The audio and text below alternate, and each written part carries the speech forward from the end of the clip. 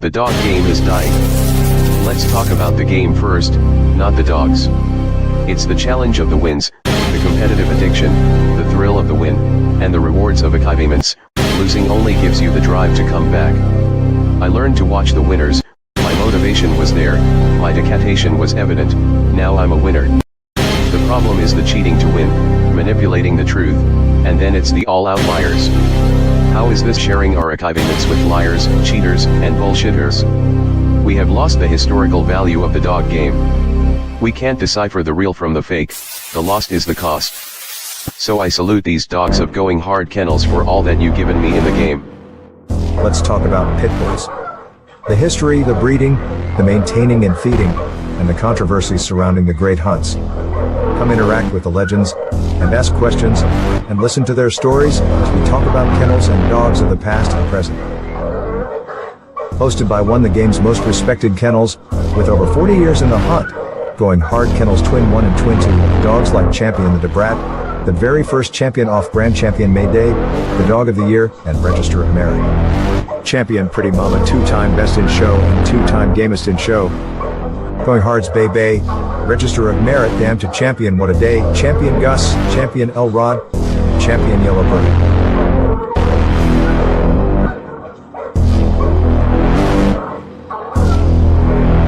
So pull up a seat, and let's talk dogs.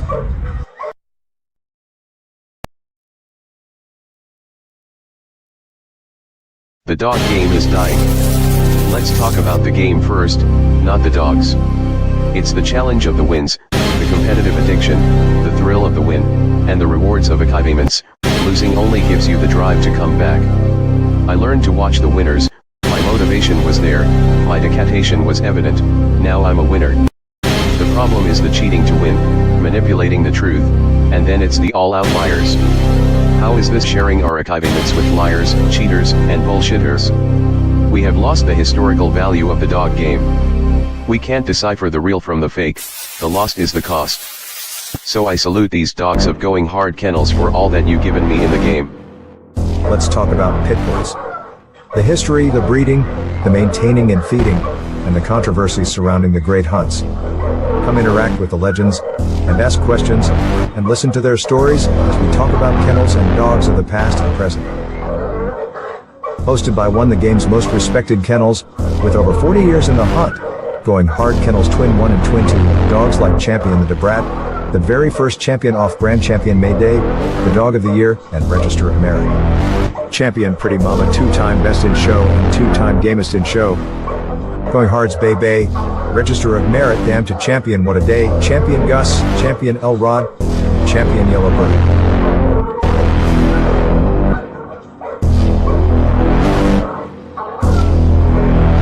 So pull up a seat, and let's talk dogs.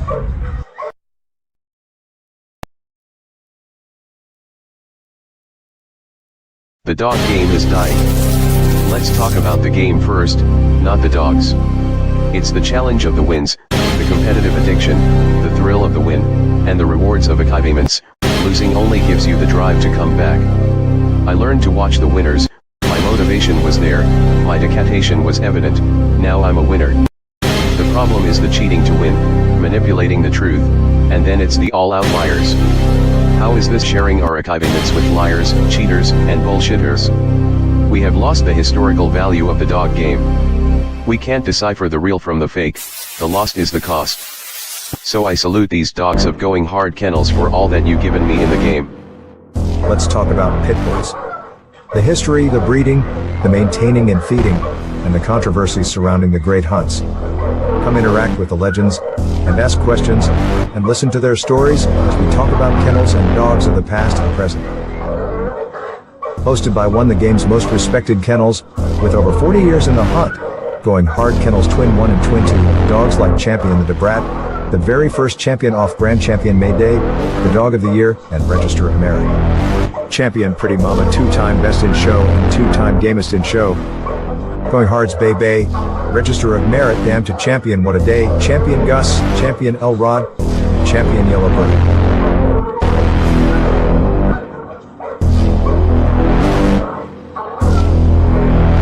So pull up a seat, and let's talk dogs.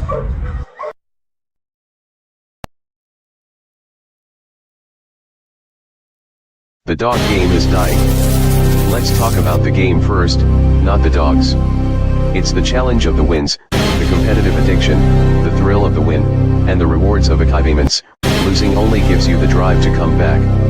I learned to watch the winners, my motivation was there, my dedication was evident, now I'm a winner. The problem is the cheating to win, manipulating the truth, and then it's the all outliers. How is this sharing our achievements with liars, cheaters, and bullshitters? We have lost the historical value of the dog game. We can't decipher the real from the fake, the lost is the cost. So I salute these dogs of going hard kennels for all that you've given me in the game. Let's talk about pit bulls. The history, the breeding, the maintaining and feeding, and the controversies surrounding the great hunts. Come interact with the legends, and ask questions, and listen to their stories as we talk about kennels and dogs of the past and present. Hosted by one of the game's most respected kennels, with over 40 years in the hunt, going hard kennels Twin 1 and Twin 2, dogs like Champion the Debrat, the very first champion off-brand champion May Day, the dog of the year, and Register of Merit. Champion Pretty Mama, two-time best in show and two-time gamest in show. Going hard's Bay Bay, Register of Merit, damn to Champion What a Day, Champion Gus, Champion El Rod, Champion Yellowbird.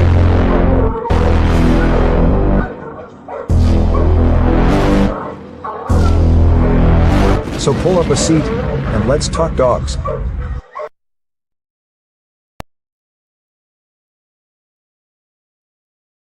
The dog game is dying. Let's talk about the game first, not the dogs. It's the challenge of the wins, the competitive addiction, the thrill of the win, and the rewards of achievements. Losing only gives you the drive to come back. I learned to watch the winners, my motivation was there, my dedication was evident, now I'm a winner. The problem is the cheating to win, manipulating the truth, and then it's the all outliers. How is this sharing our achievements with liars, cheaters, and bullshitters? We have lost the historical value of the dog game. We can't decipher the real from the fake, the lost is the cost. So I salute these dogs of going hard kennels for all that you've given me in the game. Let's talk about pit bulls. The history, the breeding, the maintaining and feeding, and the controversies surrounding the great hunts. Come interact with the legends, and ask questions, and listen to their stories as we talk about kennels and dogs of the past and present. Hosted by one of the game's most respected kennels, with over 40 years in the hunt, going hard kennels Twin 1 and Twin 2, dogs like Champion the Debrat, the very first champion off-brand champion May Day, the dog of the year, and Register of Merit. Champion Pretty Mama, two-time best in show and two-time gamest in show. Going hard's Bay Bay, Register of Merit, damn to Champion What a Day, Champion Gus, Champion El Rod, Champion Yellowbird.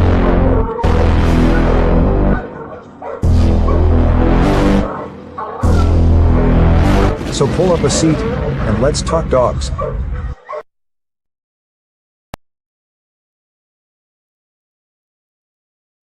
The dog game is dying. Let's talk about the game first, not the dogs. It's the challenge of the wins, the competitive addiction, the thrill of the win, and the rewards of achievements. Losing only gives you the drive to come back. I learned to watch the winners, my motivation was there, my dedication was evident, now I'm a winner. The problem is the cheating to win, manipulating the truth, and then it's the all outliers. How is this sharing our achievements with liars, cheaters, and bullshitters?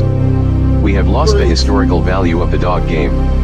We can't decipher the real from the fake, the lost is the cost.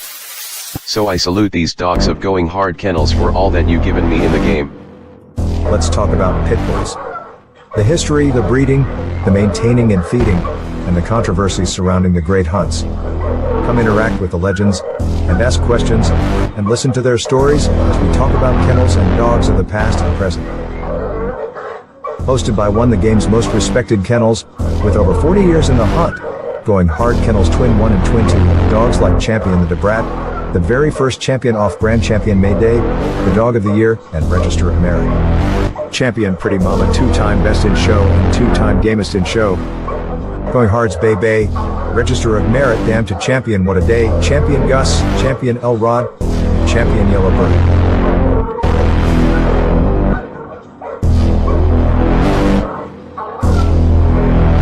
So pull up a seat, and let's talk dogs.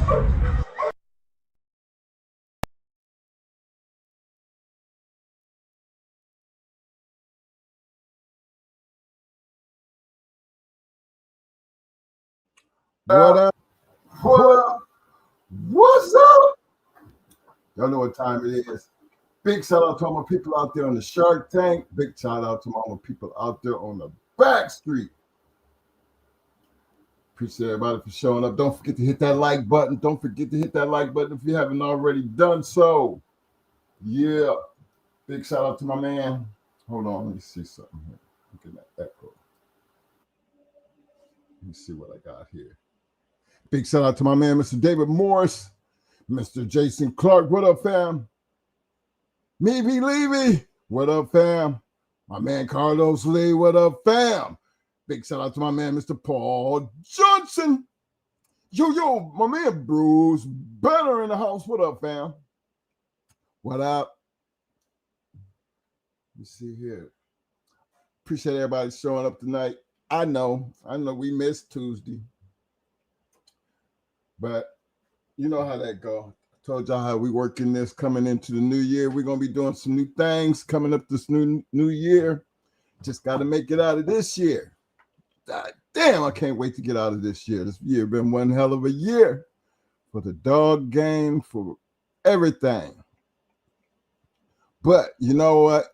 Something I learned about all this bullshit, man, life goes on. Thank God every morning that you wake up. Appreciate the fact that you're up. Now that you're up, what you gonna do with yourself? That's where the drama begins. Just got to start over and let's do it over again. And we here. So appreciate everybody for showing up. I know we didn't make it Tuesday. Had too many things going on. And y'all know how that works. You make it when you can, and then times you can't, you just got to just do what's possible. So, but like I said, we going to show up tonight. I got Mo back in the house, so, before we get started here, I'm going to know how I do my shits. I sit back and I had a lot of, with Mo being down and me going back, getting all these damn tests, I got to go get me some surgery. I had a chance to sit back and just sit at home with nothing to do but recover. And me and Mo look like two old bastards sitting up there looking at each other saying, man, what the hell's going on, right? And we was just talking about things we wanted to do different for next year. I was trying to Mo just lost his toe, still got a broken foot. And then here I got to go turn around. I got to go into surgery to get stents and shit put in. And we was laughing because, it's not too often that we both be down at the same time. And he Mo don't usually do social media. But man, he came barely, he couldn't walk and shit. He been at my, stayed at my crib for a couple nights, and he got a chance to sit around me, and I'm looking at Facebook and some of the things that's going on. And my boy was kind of, Mo, first thing come out of his mouth was, man, you know what? That's one of the reasons why I don't be looking at social media. Because it is just a bunch of bullshit that jumps off. And I laughed at him because, I said, I sit back and I watch, I like to see where we at and everything, And it was just funny because, we talk so much about all the negative. I mean, there's so much negative going on in the community that you kind of wonder, where's the positive at, and we're going to talk about the positive because for us, I cannot look, we can't just look back on our past and the history, and then just for ourselves, our dogs, and the love of the dogs. And then you think about the love of the game. I don't know how to put this into words, but it's almost like you look at some of the, I think this last month, we lost two great ones in Ronnie Boyles and Mr. Floyd Boudreaux. But this past year, we have lost so many more. And you think about the history of those guys and their just their contribution into these American Pit Bull Terriers, man. To me, it's a first of all, it's an honor, you know, and second of all, outside being an honor, you got to take a look at the men in general. They dedicated the majority of their life to the love of the dogs, the American Pit Bull Terrier. And I say that from my heart because, you know, from a person standing on the outside looking in, it's easy to sit back and just, you know, not understand how a person could live in these dogs for so long. And I've known so many of them, you know, that spent the majority of their life dealing with these dogs. And it can't, I'm telling you, fellas, it can't be nothing but the love of the game, the love of the dog. That is so, so important. And you might not notice it now, but as time goes on, you start realizing that how much time you had invested into this. Now, Floyd had such a big impact. Ronnie and so many more had such an impact on these dogs. And you're thinking about my boy Tony Rogers and Kenny Allen, Nate Abraham, McNasty. I mean, all these guys that kind of knew him, you know, and their contribution and the time they spent doing this.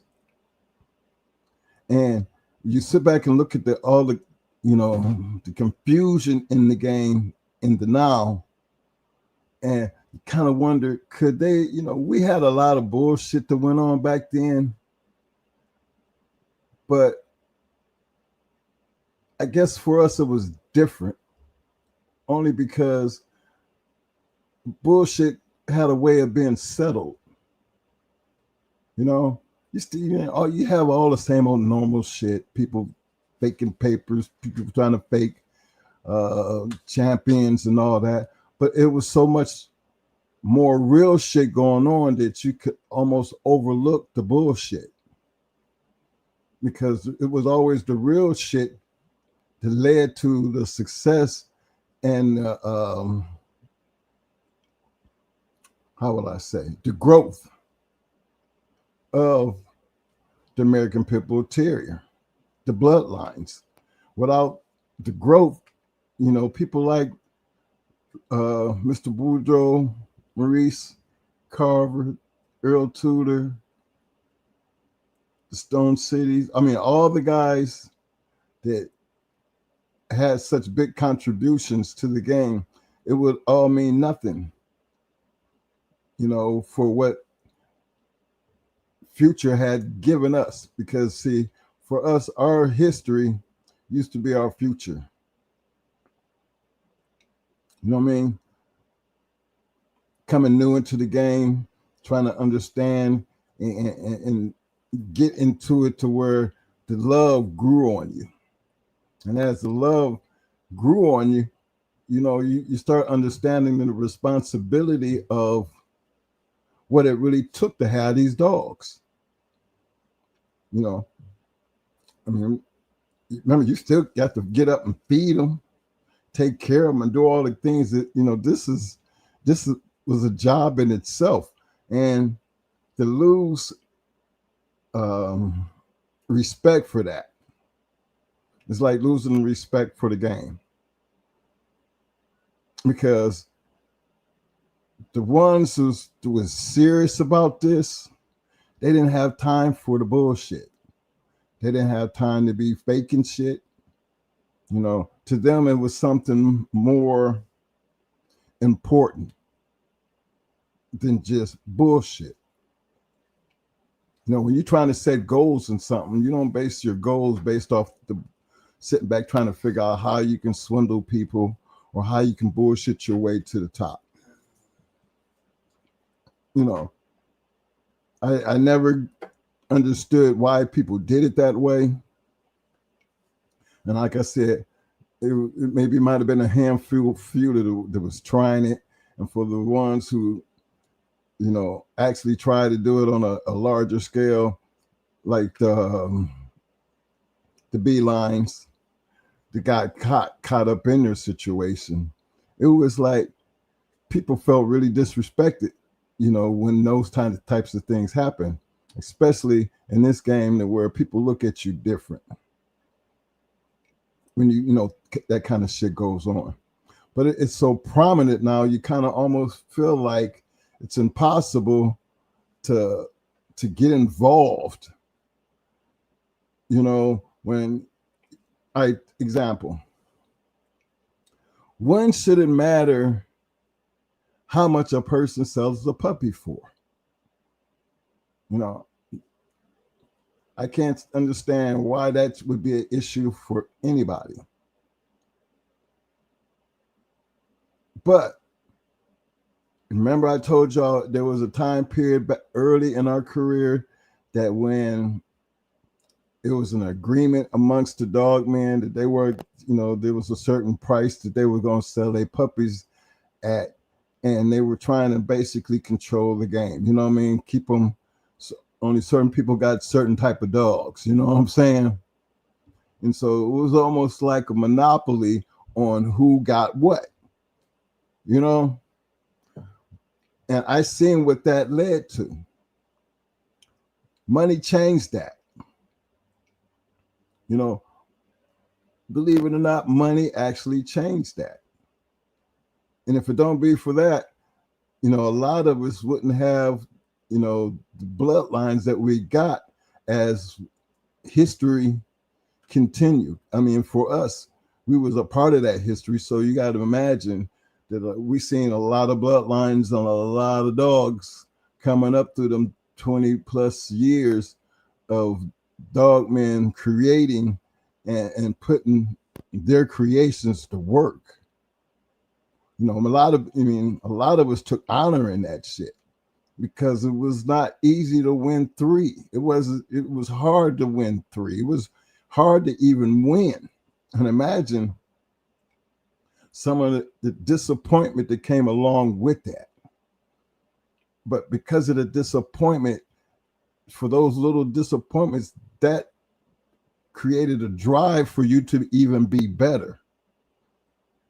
You know, we had a reason to have that love and that anxiety to prove a point, you know, and the point was we breed American Pit Bull Terriers for the best. You know, that was our ideal of what everybody else was doing. You're trying to create the best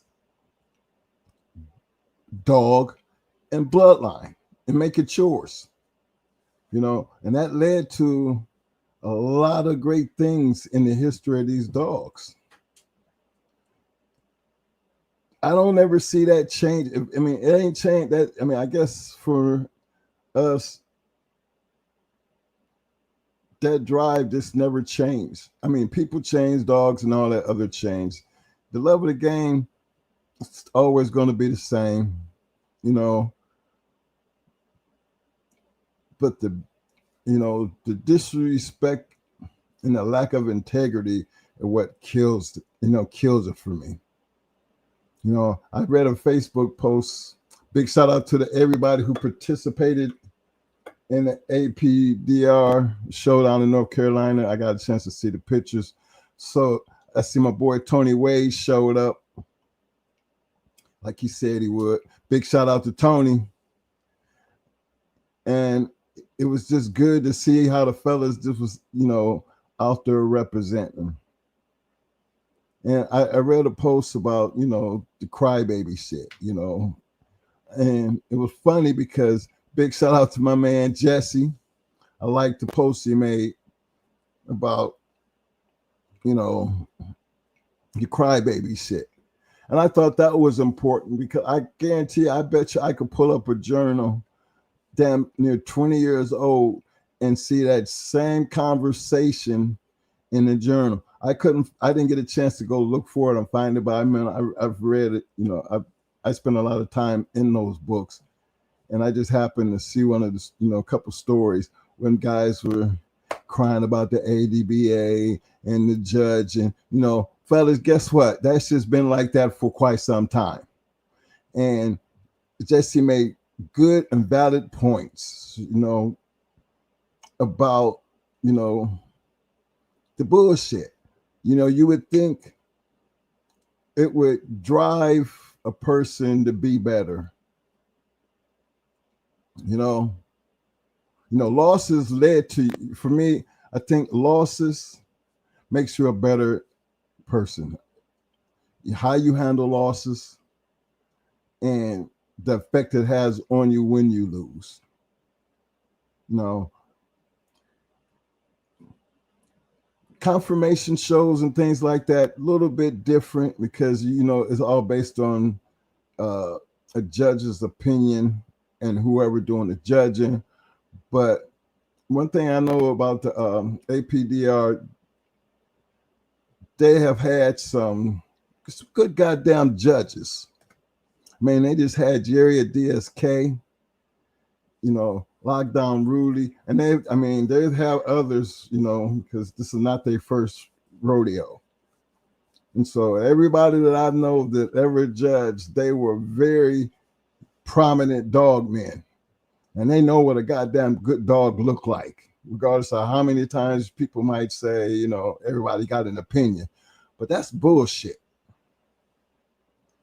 Because it's not about an opinion when it comes to the actual facts.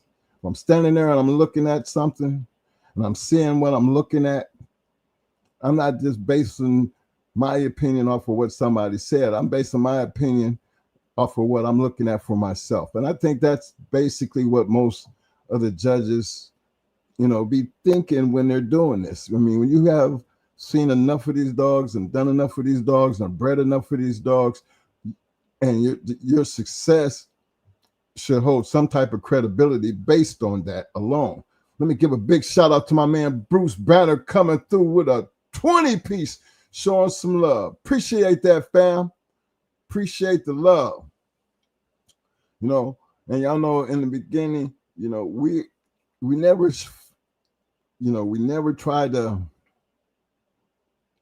you know, put down what the future looked like when it came to these dogs. You know, even though the confirmation part of this was something new to us, we still wanted to be a part of what it would look like moving forward. And I see, you know, a lot of dog men feel like that, you know, some of the older ones anyway, because you might not can't do what we do, but then we're not going to just sit back and just pretend like, you know, it can't get better. So I take my hat off and have much respect for all the old timers that come out and get out with their time and then still try to help and represent as this thing move forward. So it to me, it's a disrespect when you question somebody who has done something that you have yet to do, or talk shit about somebody because you didn't win, like they don't know what they're talking about. I think that is so disrespectful. Simply because these guys, they come out and they're, first of all, they're participating. Same way we did. We're participating. You know, we understand the standards. You know, we understand the concept. And we do believe in and encouraging the future of whatever you guys choose to do. But to sit back and I read my man Jesse's post that was on Facebook, You want to know what I'm really talking about? Just go to the APDR North Carolina, and then if you haven't subscribed or followed them or become friends with them, go ahead and just check it out. But it's one of them things you kind of be like, like Jesse is really trying to move this thing forward. And regardless of what people, just like having a YouTube channel or having a podcast, just like what I understand from the other side, looking at the shit that the ADBA goes through and the shit that they say about the judges and the bias. And well, I guess that's going to be whatever you do. Because I could have never imagined having a podcast, and you got, the back and forth and everybody seems to know everything. And I'm kind of like, okay, if they ain't talking about you, that means you ain't doing shit. So you learn to do that. But even for this, you got to have a tough skin, because people say shit. Remember, this is new to a lot of us simply because in the era that I come from, if you talk shit and you had a bulldog, we going to have to settle this. Street life was one thing, but the bulldog game was something totally different. It's just like boxing in the UFC. You got two challengers. You want to hype up something. They talk shit.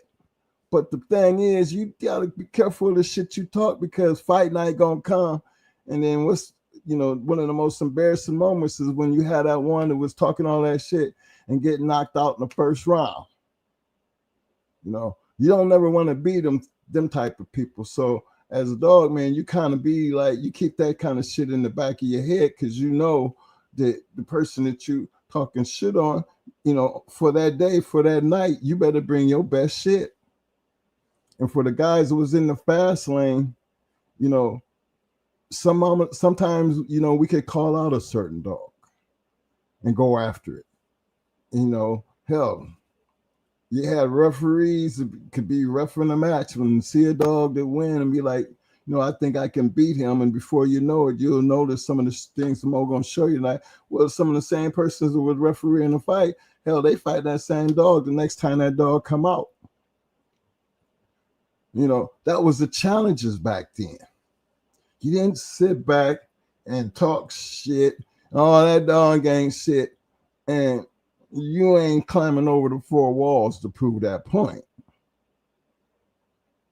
And I say that to say, how can you talk shit on anything that's even trying to be positive if you're not trying to be a part of that? That's like somebody talking shit on somebody and they dog, and you ain't never climbed over that wall. So how would you know? What puts you in the position to just talk shit? And then what kind of credibility do you even have to talk shit? And that's the thing about social media, because you don't know the person that's talking the shit. When in the reality part from where we come from, most of the time you knew the person who was talking the shit, and it was easy to put their ass in check because you could just quickly say, grab a bulldog. I wouldn't care if you got to go borrow one. And if you can't do that, shut up. And see, when you got that kind of shit going back in the day, it was hard for you to just pop up someplace. We used the journal and some in Sport and Dog Times and some of these other books, and we use them like y'all use social media. And the thing about social media, it's like right then. But for us, it took time for it. Might be the next 3 months before we get a book, but then the stories come out and then we get a chance to catch up on the story. So we're already a little behind on, what happened. But even for us, it was always going to be addressed. And how it was addressed was basically that way. You either show up and show out or shut up. And people was it was hard on that shit back then. You know what I'm saying? And I think that's what it's going to come down to. And when it comes down to these confirmation shows and shit, you're going to be finding yourself like some of the people I needed to was, reading some of the comments, talking shit. But like Jesse said, most of the time, the people that's talking shit are the ones who's generally not doing shit or not willing to put in the work or can't accept criticism. That's why it's good to have good judges, because you're limiting the credibility of the person who's doing the judging. You know what I mean? Which I think is always crazy.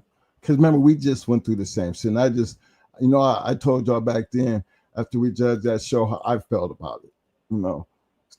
If I tell you something, I'm only telling you based off what I see. Give two fucks about how you feel about what I said. But you'll never see me openly get mad about it, because again, it's like anything else. I'm going to say my piece and I'm going to be done with it. I ain't no need for me to go back and forth with nobody about your feelings, because your feelings got hurt. Because this train going to always keep rolling.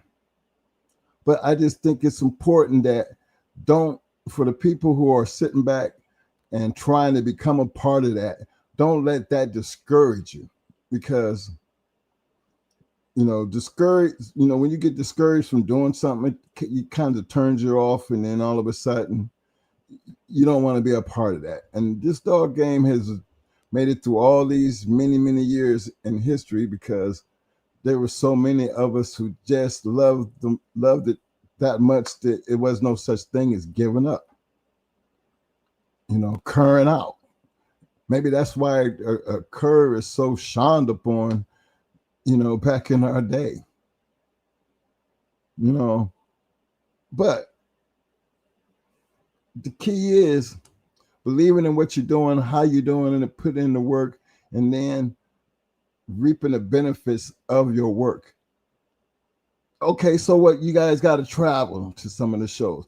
I think what's wrong with that? Because traveling always led to networking, having relationships with the right people. You know how many stories, if you just pick up a book and read, or even just look at some of the stories that guys have in their books, and Schoolboy's books and Fat Bill's books, and just look at the history of how they used to travel and meet up and met somebody at so-and-so's house and things like that, because that was the community. I think that's important. With this big old, it's so many Facebook groups out there, and everybody going to always have the same opinion. But man, if you could get just half of that community to participate, just to participate in some of these shows, it would be so much bigger and so much better, because the competition would be so much stiffer, because we all truly understand that bullshitting will catch up with you.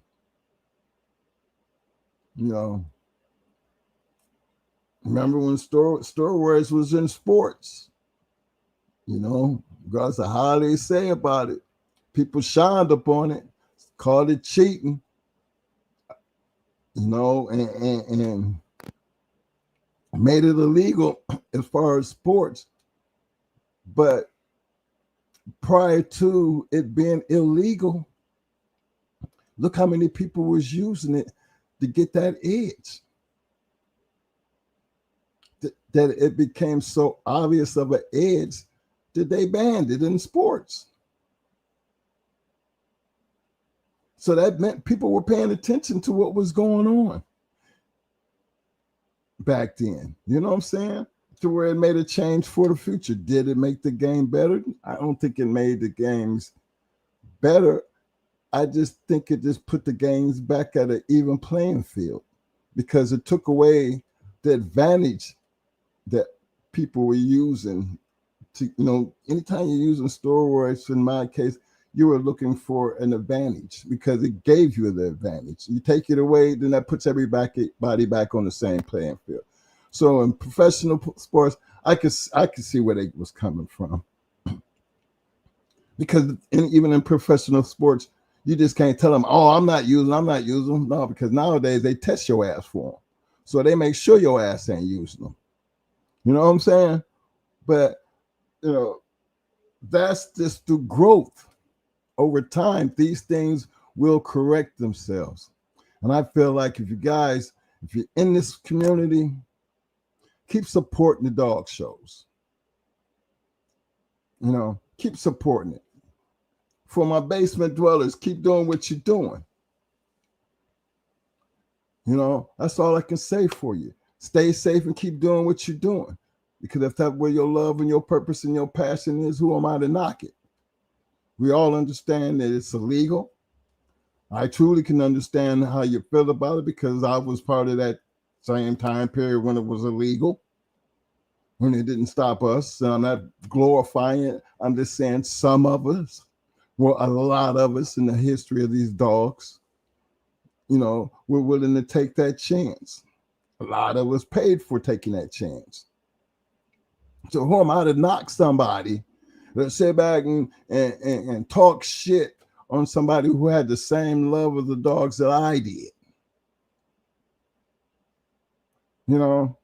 That to me is counterproductive.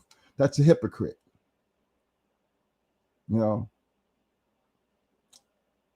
I can't explain why we did what we did. All I can say is that was the love of the game for us. And be honest about it. Don't feel guilty about it. Don't sit back and look at it and say, "Oh, how wrong I was." Because you don't understand the love and the passion and the time and the money that was spent into taking care of these dogs and doing what you love. Which takes me back to people like Boyles, Mr. Ronnie Boyles, R.I.P., Mr. Floyd Boudreaux, R.I.P., Big Apple, R.I.P. I mean, so many more. The Kenny Allens, the Tony Rogers. These people, man, they love this game. They loved it. And I don't know now one that got that I would call super rich, became a millionaire dealing with these dogs like that. Now, Tom Garner is a different kind of beast. Tom had money before he got, before all of this. So for everybody that thinks like Tom Garner got rich off of selling dogs, just do your history on Tom Garner. The man put in the work. He put in the work to be where he is, just like Floyd and so many others. And I'm telling you, it wasn't for the money. It was for the love of the breed. And if you can't see that and understand that, then it's okay to walk away. It's no reason to put other people down based off of something that you were unsuccessful doing. And I just feel like the strength of the game has always been the men with the dogs. The strength moving forward is going to be the same. Participation is a must. It is a must. Don't let what other people say discourage you from doing what you love. Show up and show out. Put in the work. Show your work. Because believe it or not, people will always appreciate that. Just the fact that you tried. You know what I'm saying? Let me give my shout outs to my people out here. Let me see where I left off at.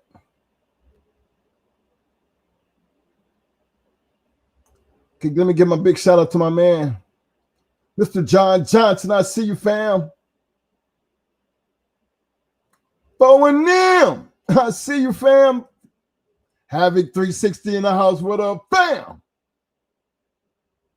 Pit Dog. What up, fam? Let's see what else I got out here.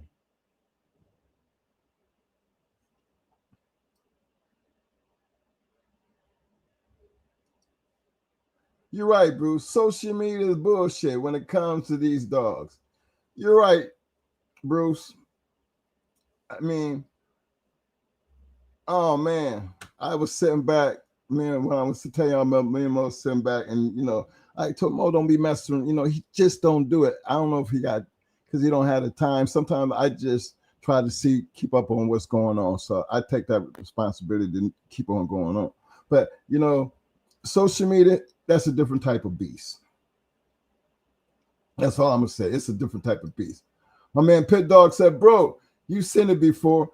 50 at some shows saw something, but a lot have different stories of the same show.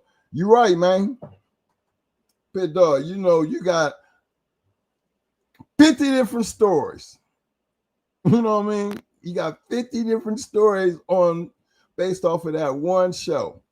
And sometimes you be wondering, like, the other person might be telling stories. Is he trying to help make excuses for the other camp, the losing camp? I mean, or that's where I feel like sometimes people always was the quickest way to deal with bullshit, and don't be an honorable person when it came to accepting defeat. They would come up with some bullshit. Oh, he rubbed me.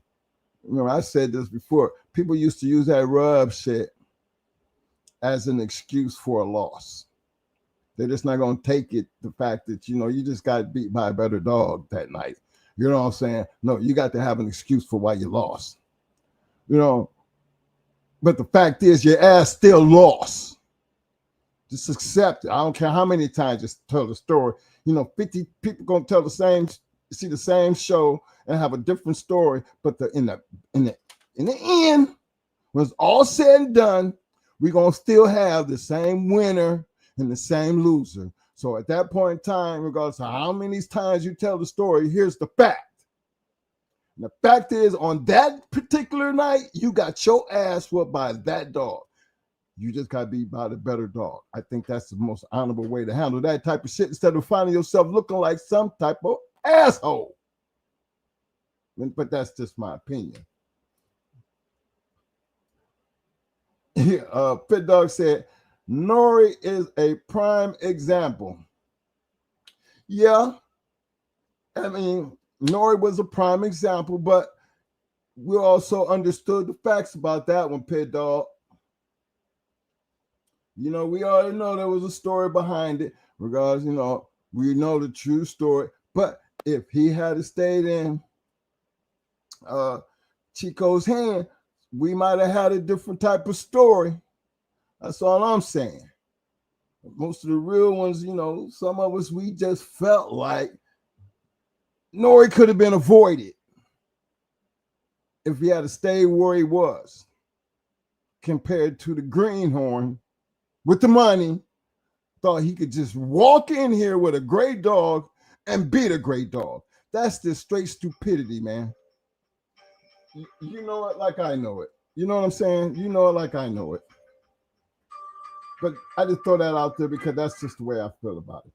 This is not J-Bo, Mr. Mo, Mike, chat people at home. What up, fam? I see you. Let me see here. Big shout out to my man, Mr. Johnny Rocket. Okay. My man Johnny said, question for GSK. What was your longest drive time and how much weight did you have to compensate for your travel? And Johnny, I'm going to turn this over to Mo. I'm going to let Mo answer that one because that, we ain't never weighed out ever.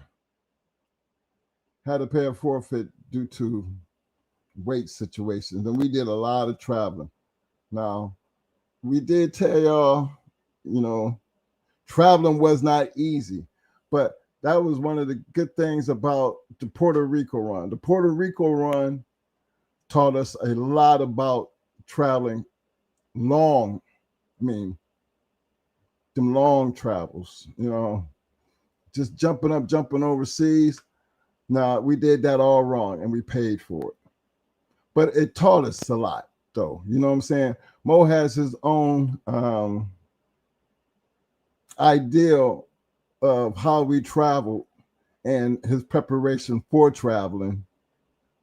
And believe it or not, that started way back as far as getting a dog even used to traveling. It's something he started doing back as puppies, raising them, being able to throw them in the back of the truck, throw them in the car, ride to the park, ride,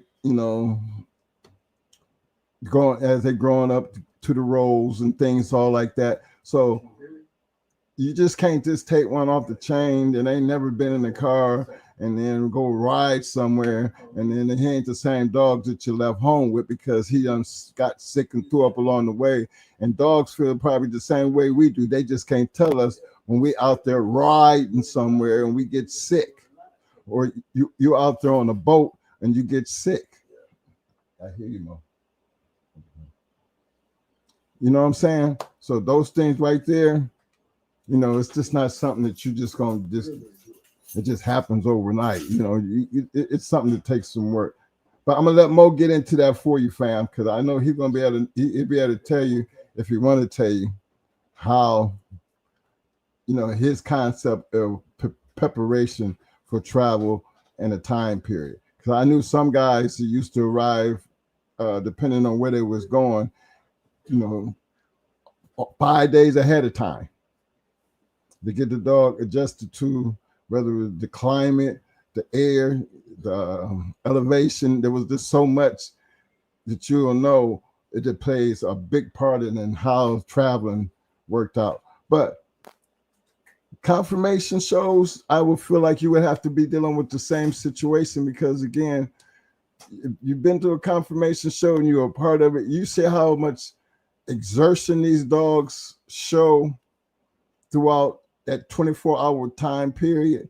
Now, you look at some of these matches, majority of matches, you good to get maybe 30, 45 minutes.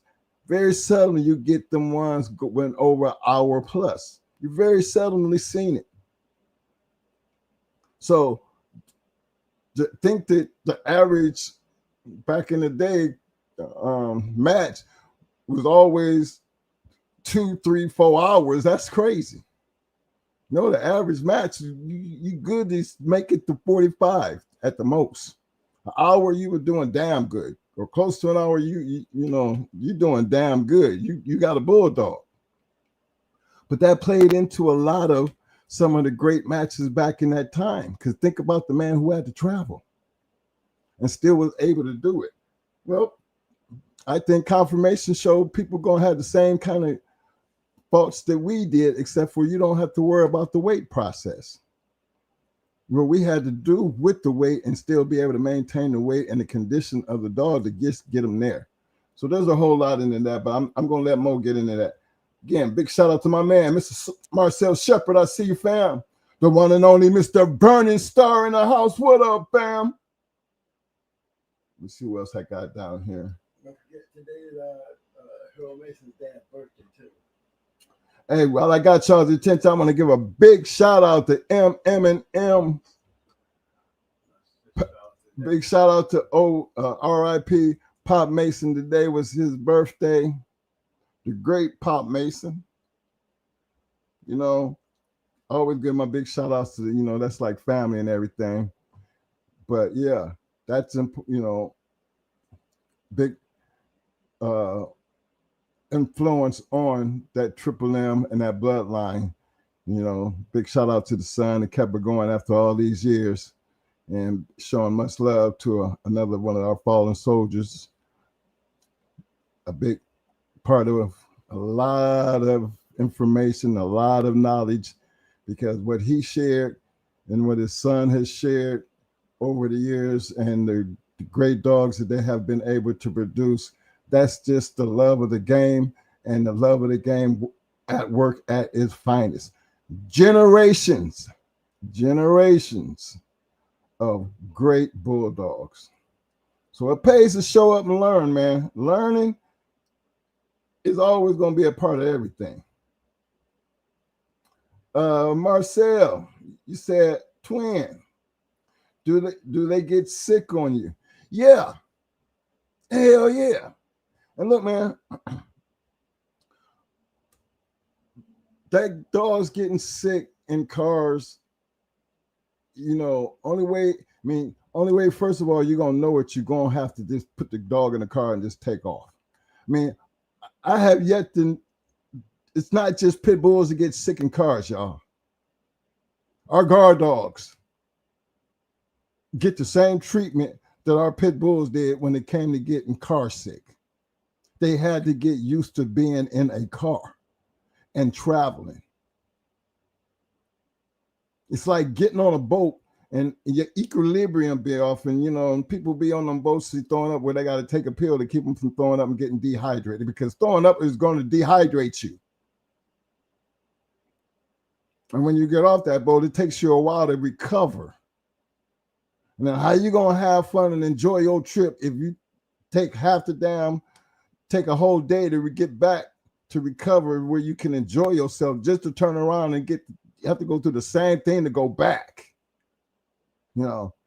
That travel is, man, it can make or break you.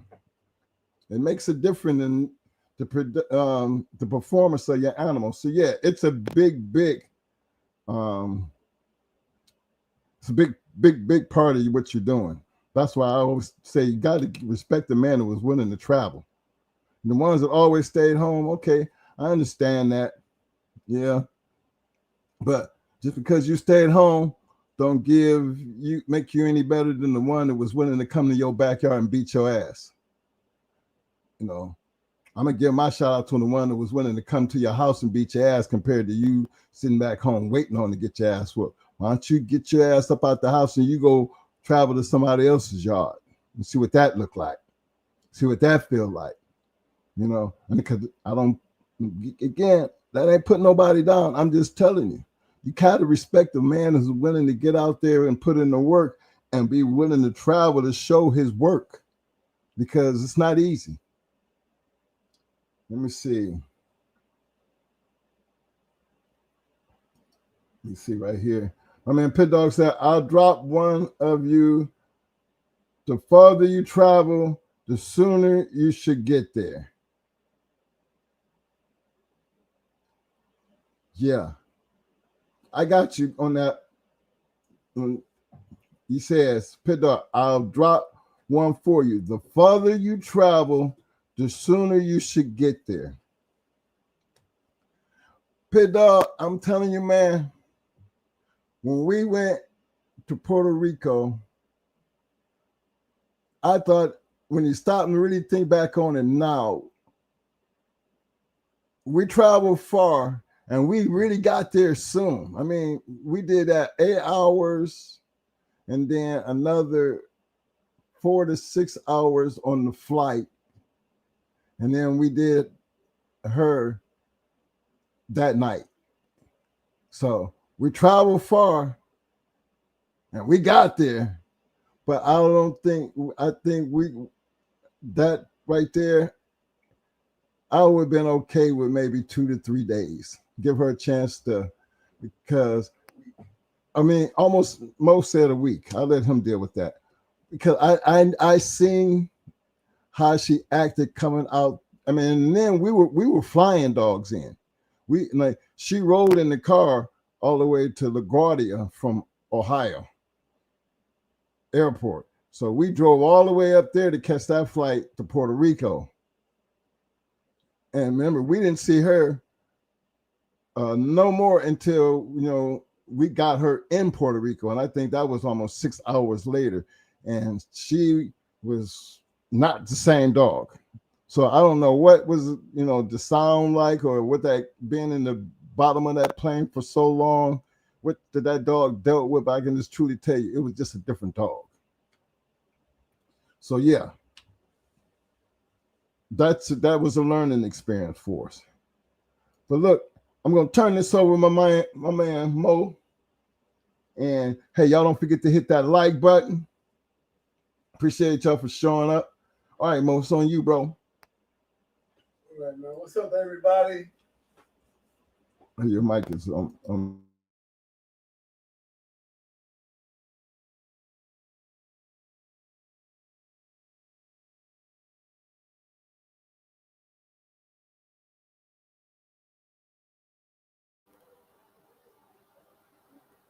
Yeah, good.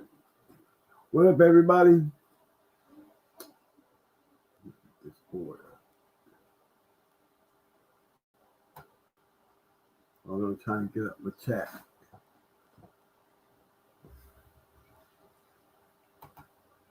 Give it time to pick up. Yeah. Hey, man. Hope everybody had ready for this weekend.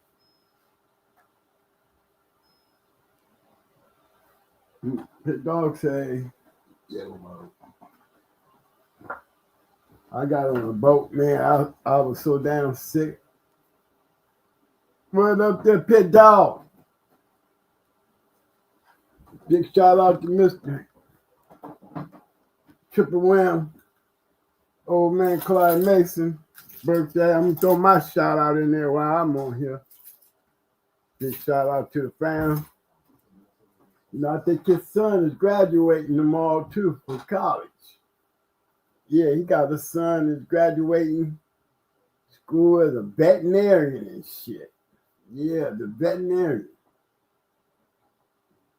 You know, that's a good thing to have around. You know, that should be a plus. Pretty sure. I see you, fam. What's up, Dickie? What up, man? You know, now Triple Wham, he older than me. Guys like him, Mama, Ohio Cash. You know, those old brother named Johnny Hat. Abraham, you know, these dudes was like, they were older than us. You know, even when we was them young whippersnappers and stuff, getting in the gang, getting around, you know. I mean, some of these guys could have been my age, and it wasn't even in the age. It was like, you know, giving respect where due in that category. You know, I might have been older than some of the guys out there, but, you know, to me, my age didn't make the difference. It was the position and my role in the group of people that was around, you know, with that door open for me, you know. So it was a lot of guys, man, that I can tell you. Kango, man, the dude, man, he had just them boys up there in the Rochester, Buffalo area, Sean B and them. LaFons, Diorio, you know, these guys out there, man, I looked up to Randy B. You know, for all you boys up there in that Rochester, Buffalo, New York area, I know y'all know them names. You know, Rochester Combine, them boys, I mean, y'all, they be bulldogging up in them areas right there. The Erie area, Sam. You know, they would West Penn. Old man struggles. Old Bill up there in the Youngstown area. You know, BLB. You know, we had these guys were like older guys. Lynn. You know, these guys was like older guys. And I always felt like they, you know, even in everything you do, there's rank, position.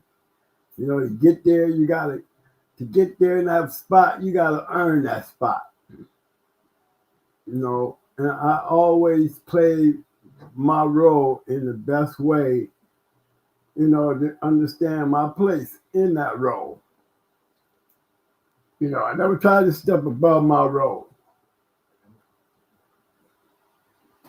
I never tried to get outside that, you know. And I think that got me a long way. Oh man, what's up, fam? Ben.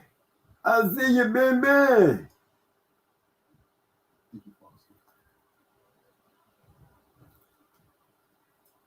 Bruce Banner. Oh, okay. Well, I'm saying my highs. Okay. Oh, let me let you go. Thank you. Bruce Banner, what's up, fam? I'm just Mike probably didn't say what's up to y'all. You know, I gotta come in there and say my words, do my part. You know what I'm saying?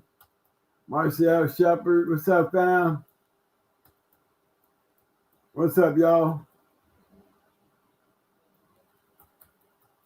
Now, on that traveling thing, I've never been a fan of understanding the word travel. You know, my lesson was learned going to Puerto Rico. That's all I got to tell y'all. You know, I used to drive from Ohio to North Carolina. Then I got to driving from Ohio all the way down to Florida. But that damn ride to Puerto Rico, you know, I understood Word Kennels when Word had that Champion Buster dog. You know, Word Kennels had a dog, Champion Buster. And Champion Buster was a bad boy. You know, he was a full-time winner too. And he had a couple of champions up under his dog. I think Yellow Buck would have been, if he had beat Yellow Buck, that would have been his third champion that he had beat going for his grand championship. So him and Yellow Buck ran into each other, you know, where Buster really the favorite because one, he was coming out of the PA York area, you know, with at least 2 champions on his belt. Yellow Buck, he over there in Puerto Rico. You know, he had some good dogs on his belt though, but he didn't have them 2 champions like Buster. And they said he got over there a whole week early. He got over there early, so you know he made a good move. But for some odd reason, he said he couldn't get his dog. He couldn't get his dog right. You know, you could hear, you know, you would think that would be, you would say that's an excuse, but you have to live the life to be the life, to speak on that life. So if you ain't lived it, you know what I mean? If you ain't lived the life, you know, how would you have an opinion on being alive? You know, I lived a life, so, you know, I was that life, and I understood where they was coming from, you know. I could literally understand where they was coming from. You know, when Nico came over across the waters and went into IBM, he wasn't the same dog. You know? No, he didn't look all that good in his move. You know what I mean? I think he couldn't get the handle on. Maybe it was the atmospheric pressure, you know, as far as the air, whatever the hell it was, you know. But I know, me included, I know it wasn't as easy. And then I seen, you know, Stone City. You know, they was bringing dogs, and like Victor and them, they were going to Puerto Rico. You know, these boys, they were going into Puerto Rico, matching their dogs. So, you know, for those can get over there with dogs like that, man, and win, you know what I'm saying? That says a lot. Black ice was another one. You know, they would, you know, that travel one, it was a tricky thing. You know, to me, traveling and flying, it was a little much because, like I said, we drove all night, and it was actually we drove from Akron to LaGuardia in New York and jumped on the plane. We was actually 8 hours. It took us 8 hours to get over the San Juan. You know, I thought San Juan was just out there in the middle of the water. San Juan is a good little ride on a plane. But like he said, the dog was not the same. Now, when I'm traveling in a car, it was totally different. You know, because in a car, you know, every time we stop and get gas, you know, we can let the dog out, let him stretch their feet and all that, you know. You know, excuse me. You know, we always gave him a chance to recover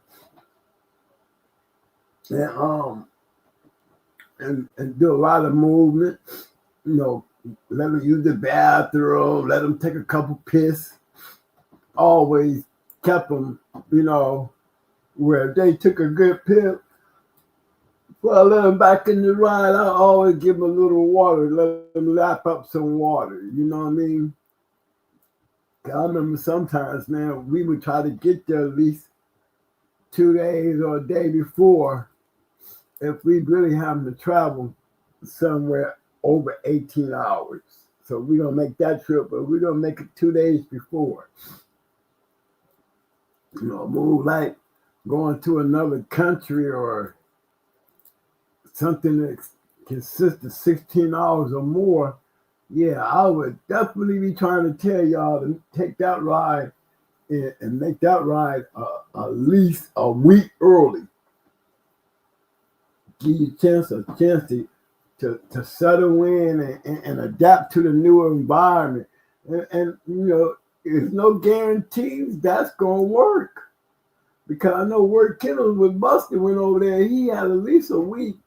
And, you know, his dog never really settled in. You know? And him and Yellow Buck's match wasn't no old quick match either. It was a bulldog.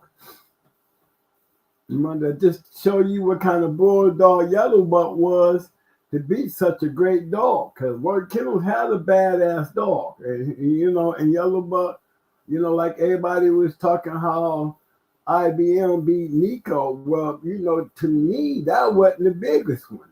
The biggest one was when Yellow Buck beat Buster. You know, IBM wasn't sitting up there as a candidate for Dog of the Year at the time, but what Kennels Buster sure as hell was. You know, Yellow Buck got a whole lot of props for that. He sure did. He got a lot of props for that win because it was well deserved. You're gonna win a grand championship. That's how you win that mug. You know what I'm saying? So big shot. You know, I always say that was a big shout out for Stone City. And then like we rolled up to some spots, man, and you know the dogs just some dogs can take the ride. Some dogs man throw up as soon as they get in the damn car. You know, take some of that seasick shit and give it to the dog. But if you know that your dog gets sick on the ride, the first thing you need to do is give him some of that Dramamine. You know, your dog is sick. You need to get on some Dramamine. And if you know you got a dog that gets sick, don't you think it would be wise to take a 72-hour schedule down, waiting on everybody to get out? You know, they might have something in the pot and everybody trying to go. Well, if they ain't trying to go when you leave, they just going to have to meet your ass there. Bam, or everybody else, you need to get your ass on out there with your animal and let them catch up. You need to get your ass on out there and let everybody else catch up. That's how it used to be. You know, if I was going to be traveling and I got an entourage trying to get there. I'm gonna give my dog some Dramamine. And it would be wise if you know that you got a dog that throws up. I mean, depending on he's a one-time winner, two-time winner. He could be a four-time winner going to a grand championship, going across the damn country, going to a badass. Back then, you know what I'm saying? You just don't know. But, there's still arrangements that must be made and considered. I would hate to be a man that got a first time out dog and don't know how your dog ride in the car. First time the dog ever been in a car is not you're gonna take him out. Boy, that's a hell of a odds to me is if I was in your corner, odds on you, I'm looking at you like, man, I don't know, cuz. Because you're in an unknown zone. Remember, you don't need to be successful in this game, you don't need surprises. Most great dog men have all those bases checked off. And that's basically because of knowledge and the continuation of doing the dogs back during that time. Because it's always the great ones we talk about who did it on a regular. They traveled around like Clayton Stinson and Glover and them boys, and they get out there and move around Kenny Allen, Rebel and them. They travel around the damn country like it wasn't shit. But I'm guaranteeing you, they have preparation. I'm guaranteeing you, that they covered those bases. I mean, there's no way you're going to just tell me, they put everything on the dog. These guys are just too good a dog, man, to even use that as a perception. Y'all hear, a wannabe act like he know what the hell he talking about. I just throw my dog in the car, I'll ride clear across the world. And then, I just don't think, when I hear somebody say that, the first thing I do is go grab a book and see if he in the journal. He talk like he is, but guarantee you I can't find him nowhere.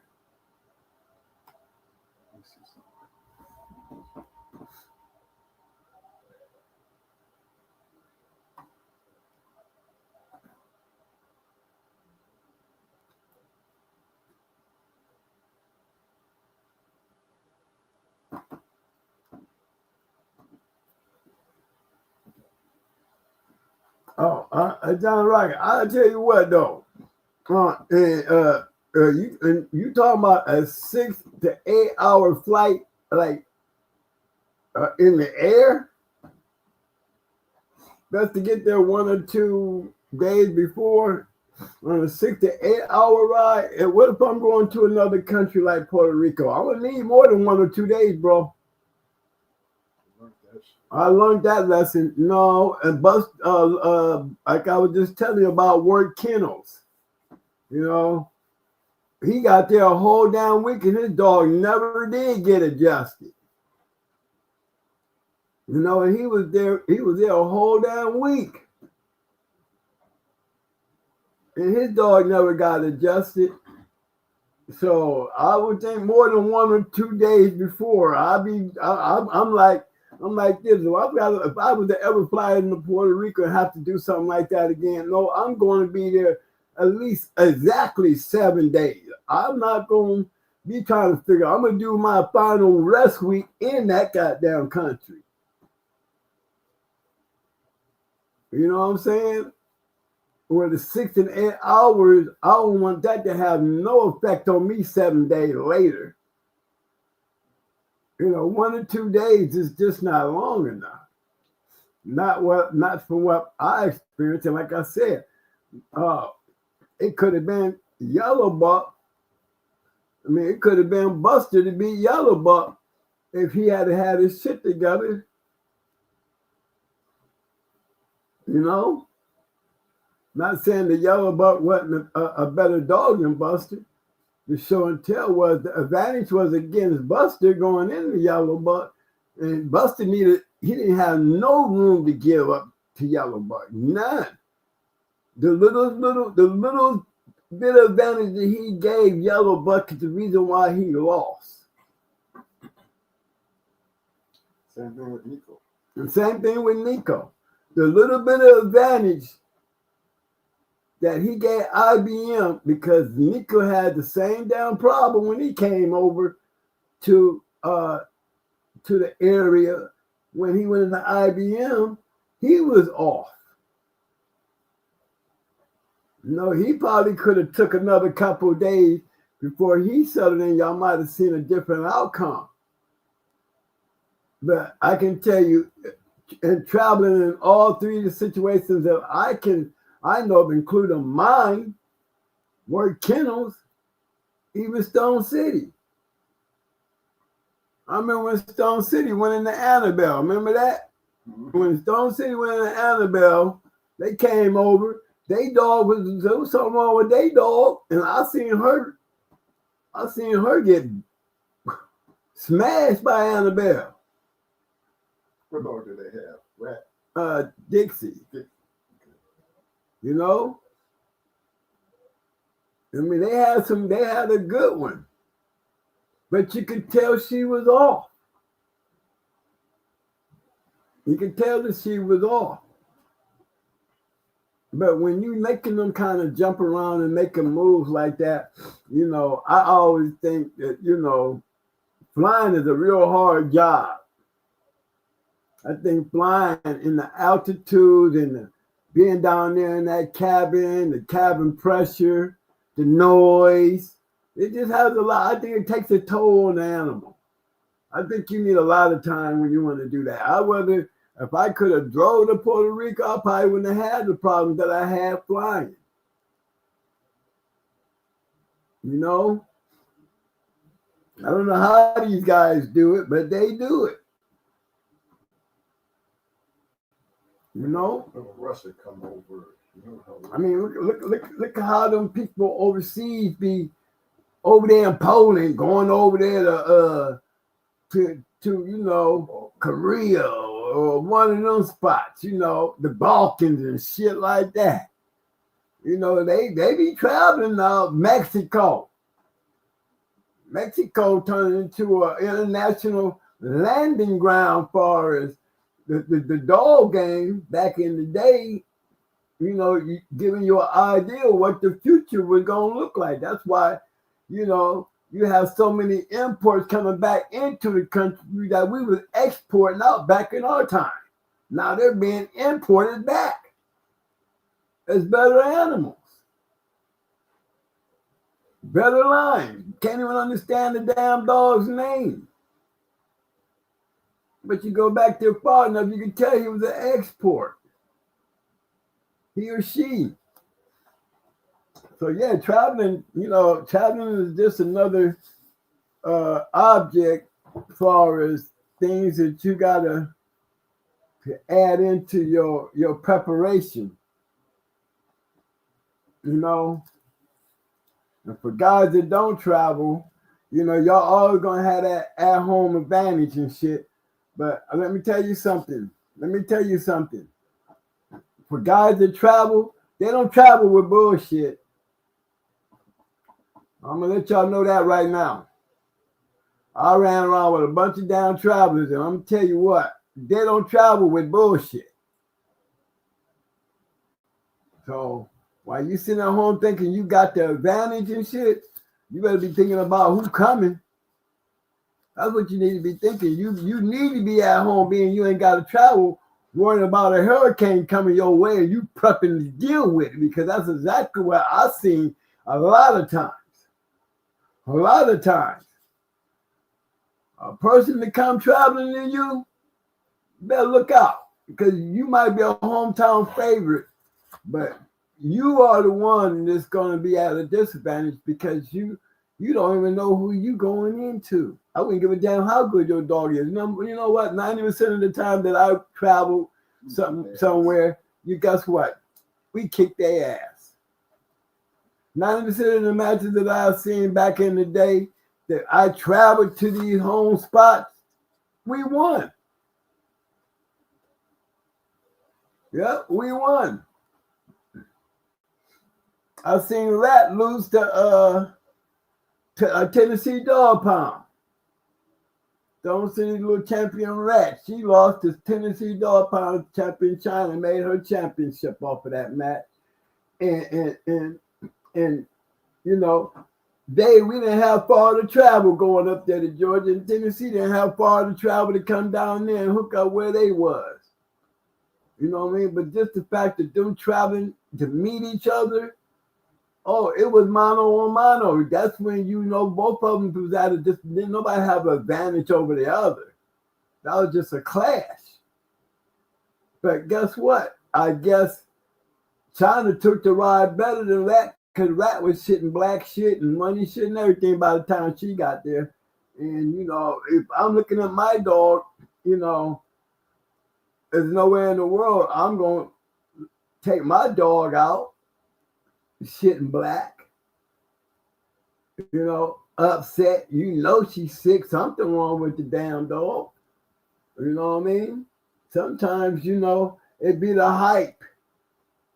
It be human error. Bad decisions. Not knowing how to let go. Our pit bull ego, our mentality causes us to do really some dumbass shit that you ain't got no business doing, and the chances that some of you guys, back then was taken. I mean, and let's get off the traveling thing for a second, but let's talk about that pit bull dog man mentality. It got to be something to the pit man bulldog mentality, where all these great dog men before me, after me, with all this shit going on, they still underground making history. I mean, they been doing this long before I came into the picture. It was going on long after I left the picture.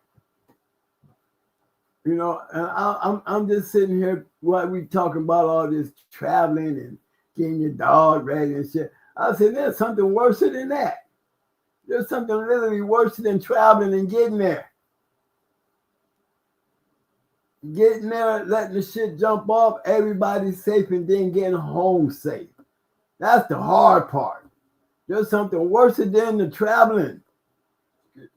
Getting there and getting out of there and getting home safe.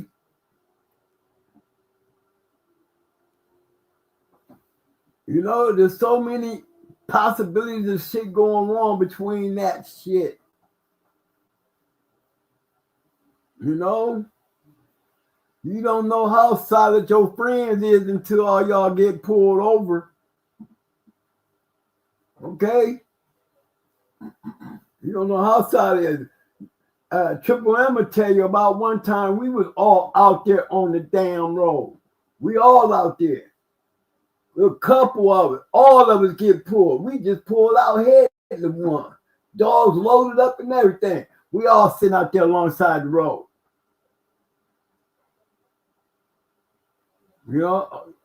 It probably had you cracking up because, I acted a damn fool. I did. I acted a fool. I'm acting like everybody else. I don't know. I ain't did nothing. You got me sitting out here along the side of the damn highway. And I don't know why. Maybe because they saw them all them cars. But for whatever the fact was, they got us all out the car. And we ain't riding together. But yeah, man, stay 100 all the way to the end. I gave them hell. They didn't have time to concentrate on anybody else because they was too busy concentrating on our car because it was our car that was acting hell up. You know, what we had to lose? We didn't have nothing in there. We were there to take a pickable. I remember that like it was yesterday. He probably tell you, probably tell you laughing like hell because man, we was clowning. We don't understand why we being stopped. Why we sitting outside here along the highway. You know, you may get a whole bunch of your friends here. They ended up letting us go. You know, that stopping profiling and, now they got to have cameras. They got to carry them cameras on them. You got to have, it's better to deal with a person on camera than it is to know that they got people out here running around without a camera. Shit. Wouldn't trust none of them. They do and say what they want to say and act the way they want to act. But then guess what? Y'all should be glad they wearing cameras now. Y'all should be glad that we can pull out a cell phone and put that mug on record, and lay it down somewhere. You ain't got them putting it on camera because you don't want to have nothing in your hand to get killed for having a cell phone in your hand. You know, that cell phone could be a gun. You know, they ain't got but a split second to make a decision. You know, and we already know how that shit sound.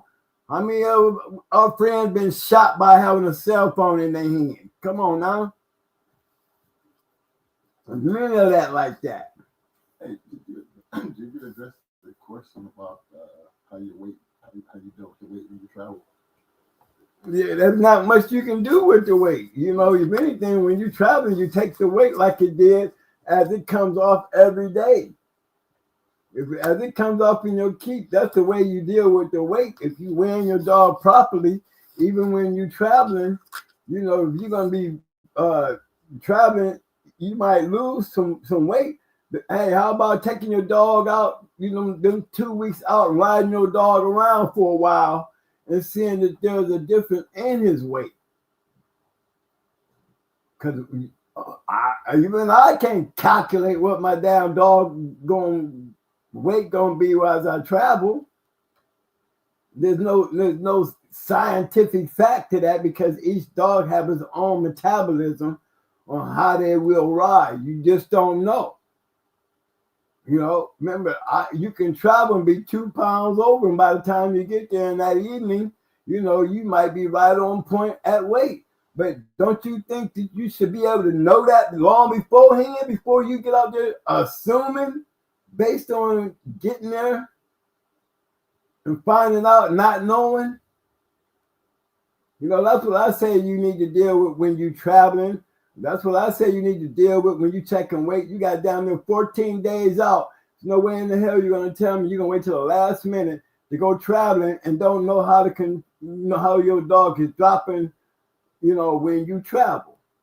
Whether it's for an hour, 2 hours, 3 hours, you want to know. There is no textbook to that.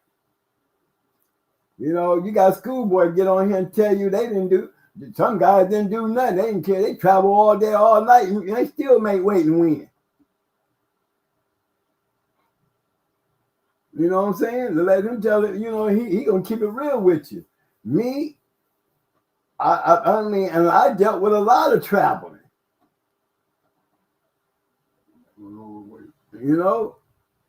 And never came under and all that. I mean, we driving 12, 14, 18 hours to get where we going. But I know this much. We always leave something on the dog to ride. And the only reason we know that, one, because we didn't did it enough. And we didn't did it so much. We didn't did it beforehand, join hand, whatever you want to call it. It was never a surprise, or a guess. There's never a guess. You need to know during your keep. That's part of your regimen and your keep. Don't let nothing be surprising. Nothing should be surprising. See, that's the one thing you have to understand when you matching your dog back then. You can't let nothing be a surprise. Oh, this is new to me. Shit. Guess what? Most guys would say, I ain't never seen him do that before. You know what I mean? Guess what happened? I ain't never seen him do that before. You know why? Because you didn't make a point to make sure that it would not happen. So when it did happen, you scratching your head like, damn, what's going on here? Better be trying to see everything you need to see from point A to B. You should have all that out the way, because that little thing can change the outcome of all that working time that you put in.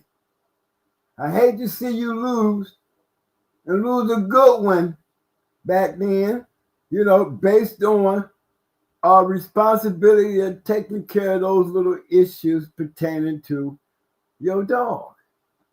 Even confirmation people. I mean, confirmation can do the same thing. You could be out there traveling around, and the next thing you know, you got nice two and a slight vertebrae in the back. And by the time you get there, show day, you got about four of them sticking up in the damn dog's back, hind end bones showing and shit.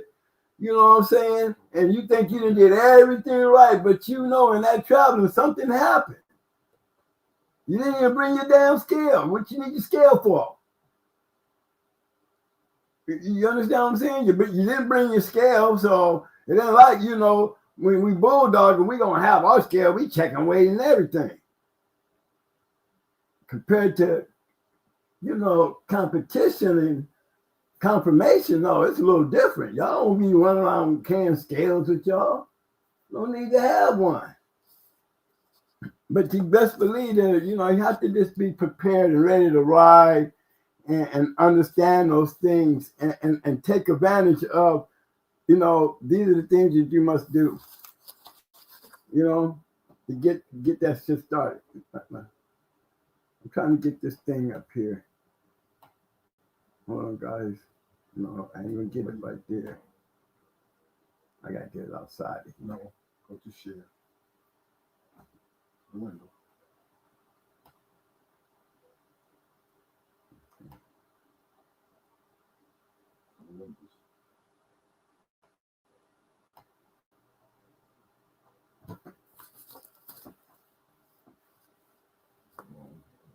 No, man. Here.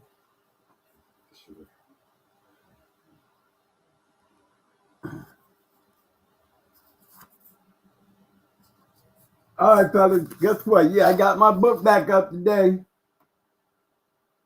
Yeah. Yeah, I just wanted to go in. I wanted to, since, you know, today's Friday, we gonna go all these dog men, they all gone and all that stuff. This is the 1990, 91, 92 yearbook. 90, 91, 92 yearbook. I just want to do some quick flashes in here. And I want y'all to pay attention, because I'm not going to be laying on a bunch of these dogs doing a lot of conversating and stuff. You know, I'm going to be just going, I want y'all to pay attention to the breedings and how these dogs are bred, okay? Just the breedings and how these dogs are bred. You know, I might be making some adjustments and all that good stuff. Bear with me with the camera, okay? But let's just concentrate on just the breeding. Not always about the win. I just wanted y'all to notice, you know, the things that I said even back then. You know, I said more majority of the champions and grand champion and good dogs had some type of formula to their breeding. All right. Okay, we got alligator. Look, we can tell we got Tombstone, we got Champion Snubby, we got Indian Eddie's Fox, Junior Pachutti's Fox. You know what I'm saying? You got Hammer's Rufus alligator.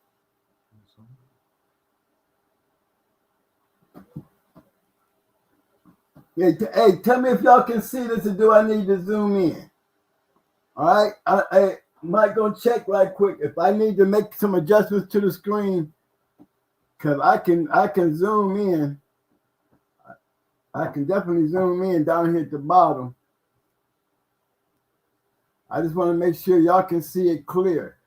Even you guys in the back street.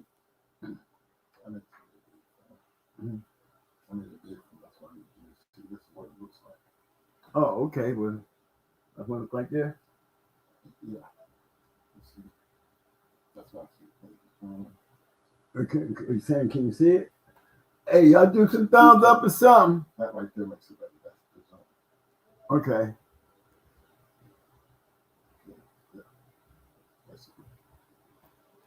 I take up the damn home screen. Y'all can't see that. Y'all need to get off the damn thing. All right. Okay. So remember, all this is about a couple of breeds, majority. All right. Even when we go down through here.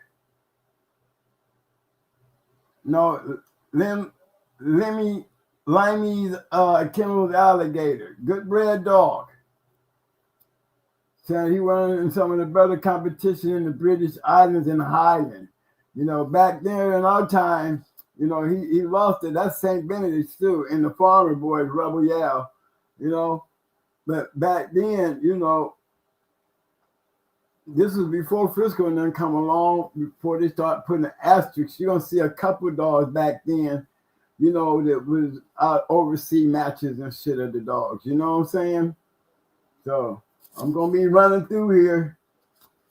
I told you I wasn't going to be on a lot of them too long. I'm just riding them through and running them through and sharing a couple of them with you guys, all right? Die Hard Bandit. Look how he bred.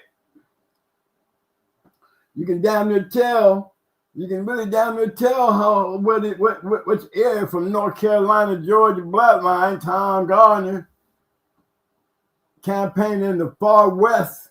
I mean, West Coast by Die Hard in them. You see, there goes Schoolboy down there, Havana Tito down there, you know, a lot of these dog, man, you know, they travel all over the down country. They get on planes, you know, like we get on planes just to go see. They get on planes just to go see. And most of the time when you catch those kind, hey, they be like, shoot, let me go somewhere and I don't even want to do nothing. When I get there, I guarantee you they're gonna be telling twin once you go ahead and be the judge, man. I mean, I just came to ride out here to see. Guarantee you, they see a recognized dog man down in there. You know, they don't want nobody in the area. They're going to twin. I want you to do this for us. Because it's happened several times.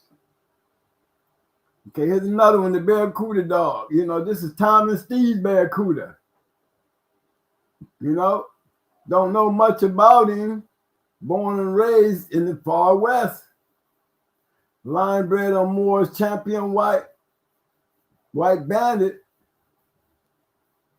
A dog that was campaigning in the late 60s and early 70s.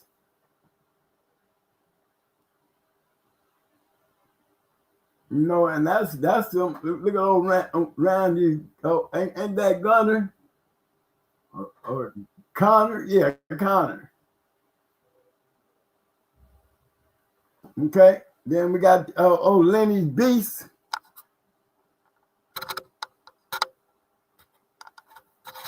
Lenny's Beast was another one, y'all, that hold on.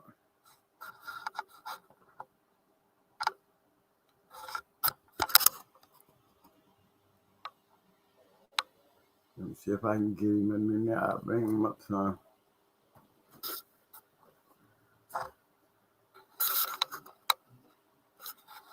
That should be close enough for Lenny's Beast. I think I can get him up there a little closer. Now, this I'm gonna point out. What I want to point out about Lenny's Beast is, oh shit. I'll tell you what, I don't mind sticking this one right on top of the old Lenny like that. Okay. Yeah, what I wanted to point out about Lenny's Beast is, you know, back there in the day, you know, if you I'm gonna go through the 72 to 83 Sporting Dog Journal book, you know what I'm saying, to show you those champions back then. You know, I think the one of the baddest things happened in the dog game, y'all, when Ozzie Stevens and Andre DeRose started crossing their shit. This is one of them crosses. You know, back down in the 72, during that time, you know, it was always Andre DeRose and his dogs. You know, they was Greenwood dogs, but him and Ozzie wasn't making crosses together. You know what I'm saying? Ozzie was winning with his shit, as you can see, you know, and then Andre was winning with this thing. You know, back there in them books, they wasn't breeding their shit together. But when Andre started falling off, because I'm going to tell you something, Andre had a lot of match dogs. Andre got a lot of champions out there. But it was Andre that went and seeked out Ozzie Stevens because Ozzie wasn't losing a lot. Okay? And again, the mindset of a breeder. Old Wallman is the same Wallman that had Grand Champion Buck. But let me tell you something. When Andre and Ozzie start putting them Greenwood dogs together, as you will see, you know, they started making some badass dogs. Now, Ohio Cass can tell you about Lenny's Beast. You know, he used to talk about Lenny's Beast. You know, and he saw when STP beat him with that Champion Clyde dog. You know, Havana Chica was very familiar with a lot of us guys out of the Ohio area. Havana boys got around and you know, Ohio got around, you know. But yeah, look at the breed, look at that breed. Okay? These are good breeds. I'm just going through, showing you, like I was saying earlier, about the percentages of most great, good winning bulldogs. Here's another one from the British Islands. You know, another one from the British Islands. And then when you look at it, even from the British Islands, we're damn near looking at the same dog we were looking at. So we know they was using this shit out there in the British Islands because the other stuff that we seen had some red baby and bolio in it. Some of that Champion Buck stuff. You know, and that's Ramrod's kennel. You know, produced effectively for the fellas in the British Isles, okay? The Ireland, campaigned by Ramrod now. Don't know much about the dog, but he won 3 from 88 to 90. And right now we still looking at Patrick dogs. There's another one. We all know who that is. Black Bumpus, another Boyle's dog.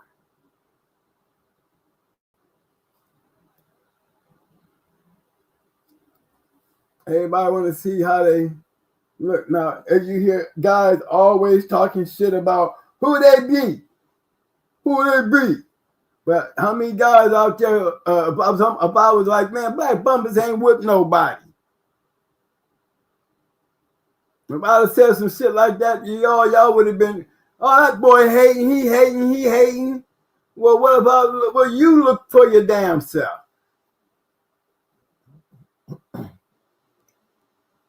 know, but how do we know these dogs wasn't shit? How do we know that these dogs wasn't shit? Just because they ain't got a one by them, how do you know these dogs wasn't shit? But if I had have said that without y'all seeing none of this, take all this away, none of this, and I would come on this show and say some shit like that, Black Bumpus wasn't nothing. He ain't beat nobody. He was a good damn bulldog, but he ain't with nothing. Y'all would be acting like I was saying something wrong. But let me turn around and put this thing up right here, and y'all would sit there and say the same damn thing. Well, I don't see who he beat. I don't know none of them. Oh, he got good referees. That's for damn sure.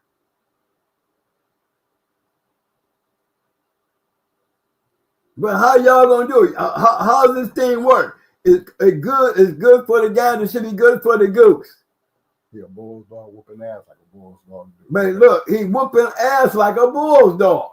Mm-hmm. Plain and simple. 36, 40, 28, 33. A very good example of the most productive pedigree of the day. Back then,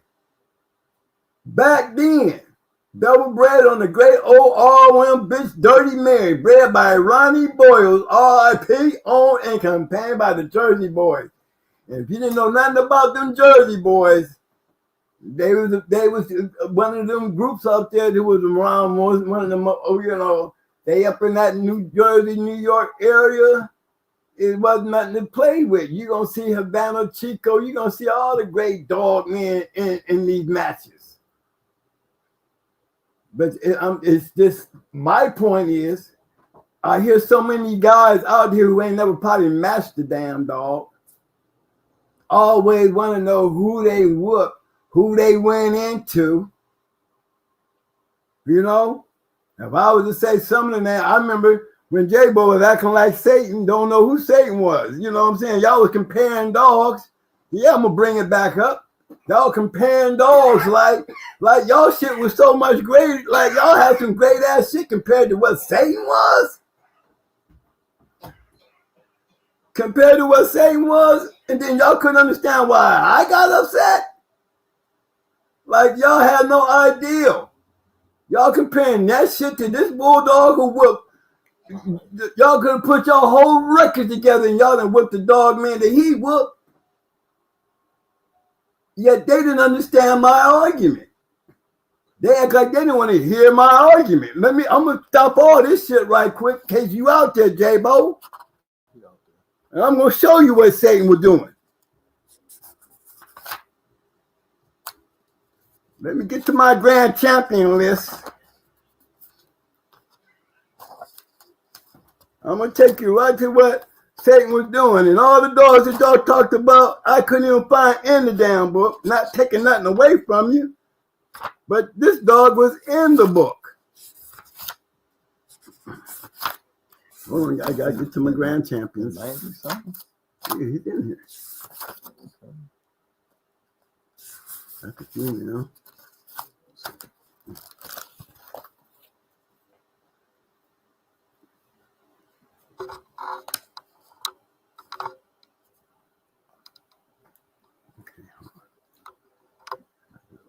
That's Grand Champion Satan pedigree. I mean, that's Grand Champion Satan.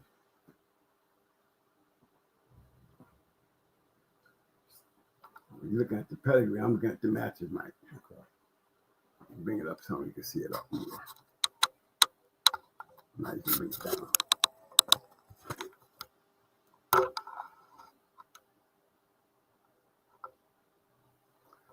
That's Grand Champion Satan. Now, if I had this that night and put him up on that screen, there's nobody in that, it wasn't nobody on that show that night that could have done what this dog done. None of them. Comparison. Can you? Look what it says. Not only the look, and that's Nate Abraham in the third match. Briorio out of the Buffalo area. JR. Ross the Man. True Colors. Kenny Allen. Abrahams and Little Wayne. All these were good ass dogs. He went 2 hours with Kenny. But everybody else, 51, 31, 34, 2 hours, and then 46. No, I had a reason for standing strong on my shit that night. I had a reason to sit there and holler at y'all like y'all have the nerve. The nerve. Yes, that's why I was clowning that night. Because I knew damn well y'all didn't have nothing to match that dog. And that's a Luther dog. Yeah, that Burroughs Dolomite, double bred, that's Luther's brother. We talked about that. We just talked about that. Yes. Legion of Dooms, Grand Champion Luther, that Burroughs Dolomite, which is now Champion Dolomite, is a 4-time winner, was Luther's littermate brother. All right, so J-Bo, I didn't really mean to kick you off the bus that day. You really didn't understand why I put you off my bus. You understand what I'm saying? Love you like a brother, but this is the reason why. Take heed to when I open my mouth. You know, that was the difference. Okay, when I open my mouth and start you bragging on a bad motherfucker, this is where I be calling a badass dog. Look at everything behind the star. Look at the stars behind there. Big Al, Suburbanite Paul, Nate, Fiorio, JR. Every one of these dudes had champions. And I'm going to tell you, and every one of these dudes he beat had grand champions on their yards.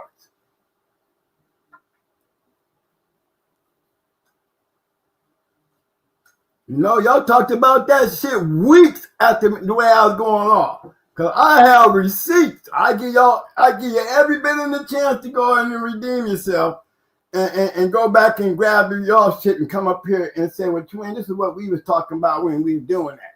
Being that y'all didn't give my dog no credit.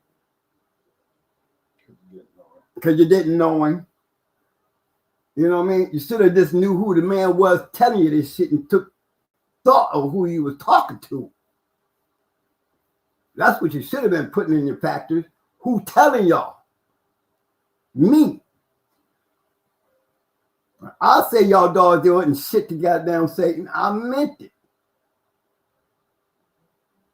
Not trying to be a hater. I just know a badass dog when I see one. And what y'all was saying, I would have knew about him. And everybody out there, you was out there like I was, would have knew who he was. That's the other issue. You see all them dog men? Why wouldn't a real dog man out there in the game not know who Satan was if you was out there in that area, or out there in that lane, or out there in that level of bulldogging? We was after Lionhead's ass with this dog. Lionhead retired and set his ass down because we was going after him. He was on the agenda.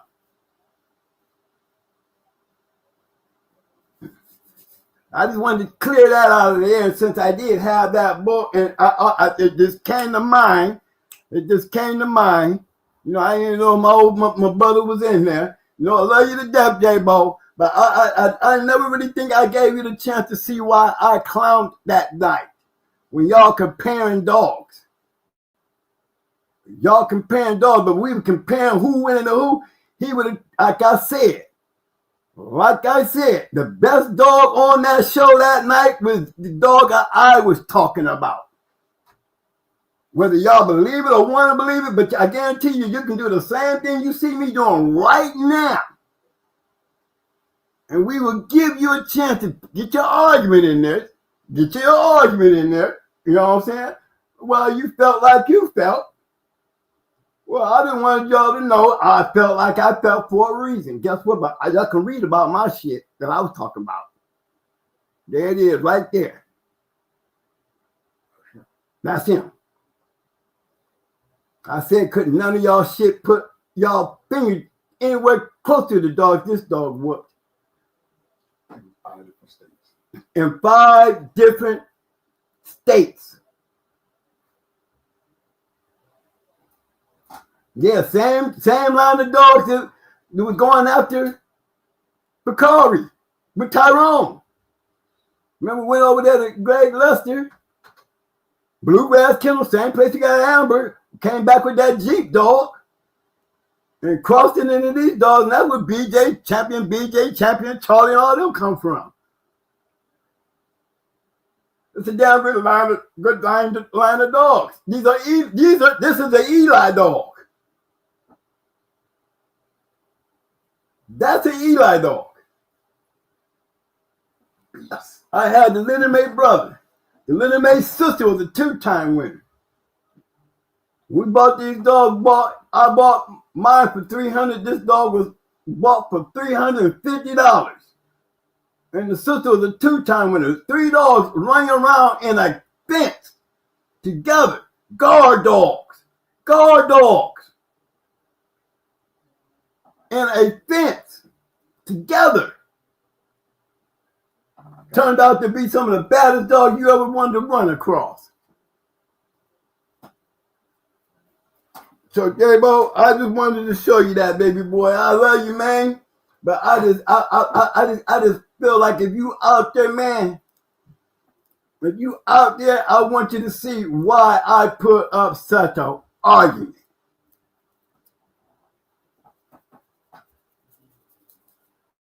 And for those who was watching that show that night,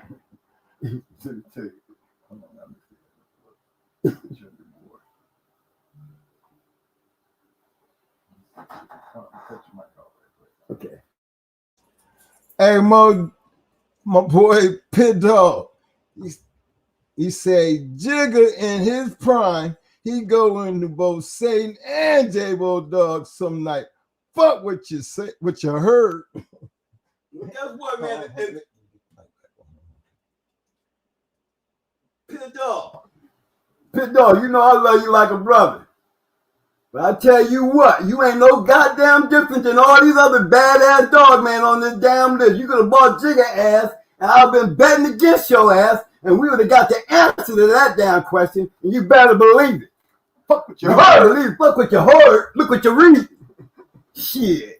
You think I'm not what you thought? We 2 jarheads. I'm the one sitting here with the pocket of gold. Jigga still got some catching up to do that, bro. He could have easily been added to that list. We wouldn't have been worried about no goddamn Jigga. I don't give a damn who he was killing. He wasn't gonna kill that one like that. And if you ever seen how Satan looked, you saw how Luther looked. You better look at this one. It wouldn't have been us game testing. You wouldn't have been game testing us. We'd have been game testing Jigga ass. You better believe that. I ain't gonna tell you nothing away from Jigga, but ain't nobody scared of Jigga. Shit. What the hell you thought? I love you, baby, but you know that's bulldog, nigga. We ain't what you thinking. But damn about Jigga when you talking about my shit. We bulldogging. And we've been shaking hands after the fact. One of us will be sitting up there talking about Goodwin, dog. Well, you know somebody gonna be talking some shit. But I'm gonna tell you something, man. We had a chance to talk enough shit 5 damn times. You wouldn't have been nothing but the 6th one. You wouldn't have been no different.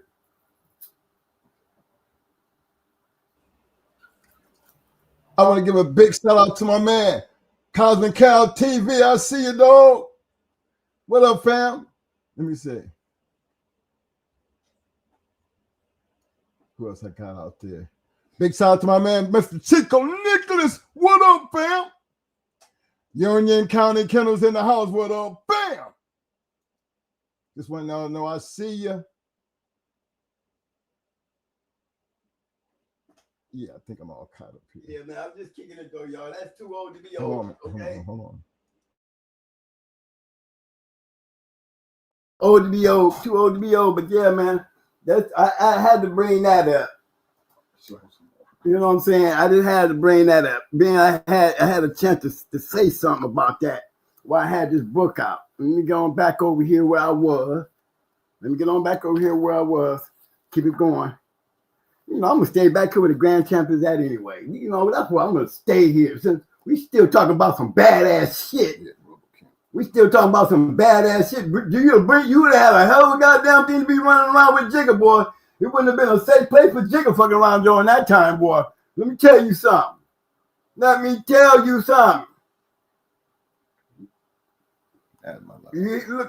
this shit here. Now, let me show you the time between the 2 dogs. Let me show you back quick. There, so y'all can see the time. Hold on. Satan was doing this in 89 and 92. Okay? Rebel Kennels Look what he was doing. That dog went from 51 to 47 and a half.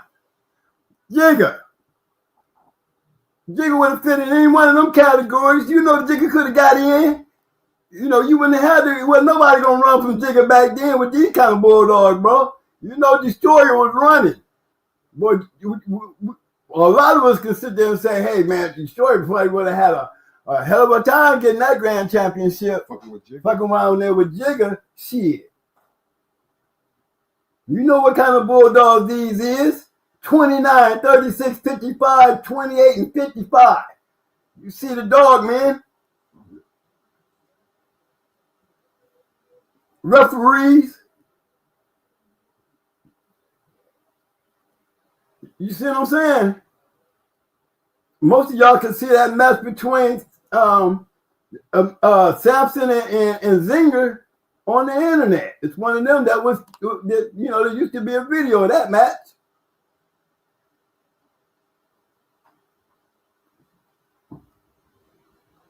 Yogi, that bald head Kennels, and the boys, dog, they thought they had him. They thought they had him. They thought Zinger had him.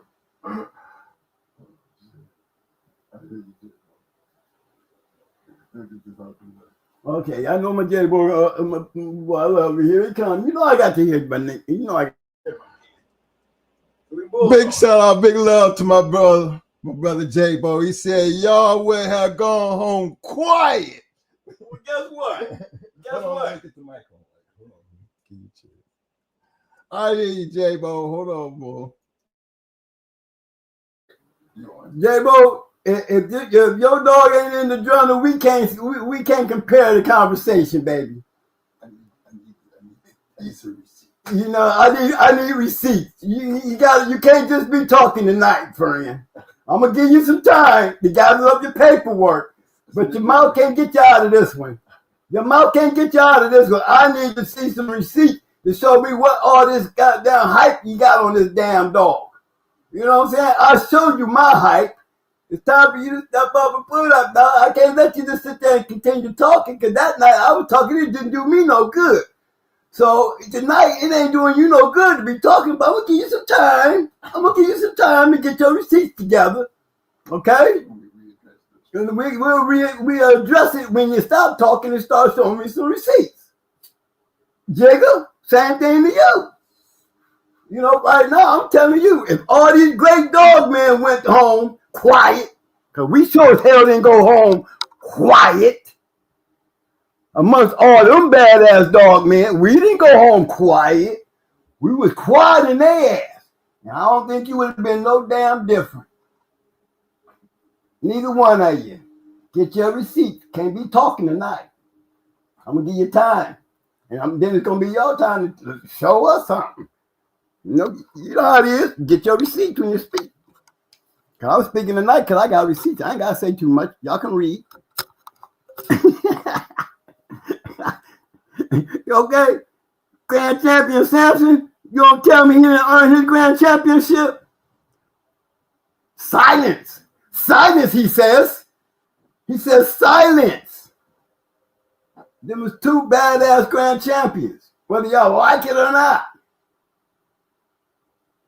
That's what you call bulldog, and that's what you call fast lane shit. Keep it real. He coming out of the 80s into the 90s. And he coming out of 88 to the 90s. That was a rough weight class back then. Better ask. I wish I had Lionhead shit around here somewhere and show you why we weren't scared of him.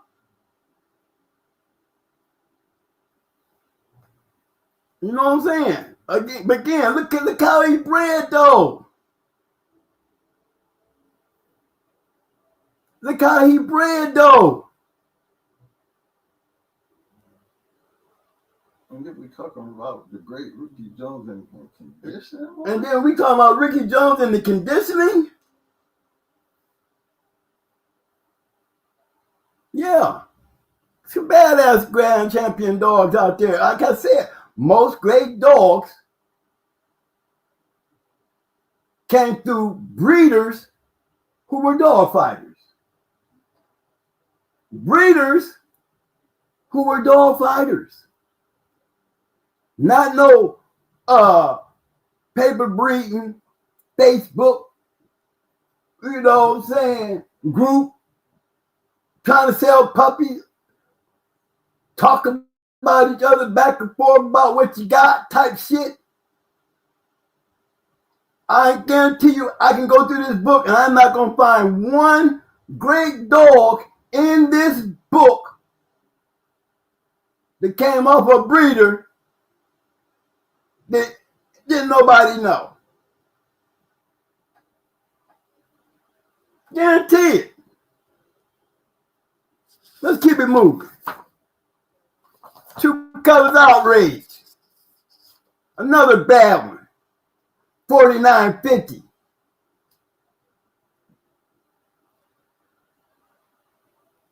Another bad dog. A breeder. Irish Jerry and Nudie. Dog man. Grand champion. Outrage.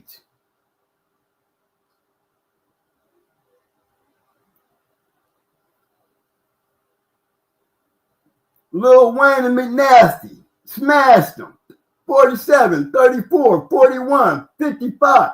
55, he went 55 breed class. That's Ohio Cash right there. You see, he got one by his name. You see, he got one by his name. We had him on the show. That's breed class. I'll go pull up one of his champions. He in here. Through all them other great good dog, man, look, he lasted longer than they did. Champion Clyde got smashed. I mean, he was a good dog. These were good dogs. But look how they bred. Another dog man.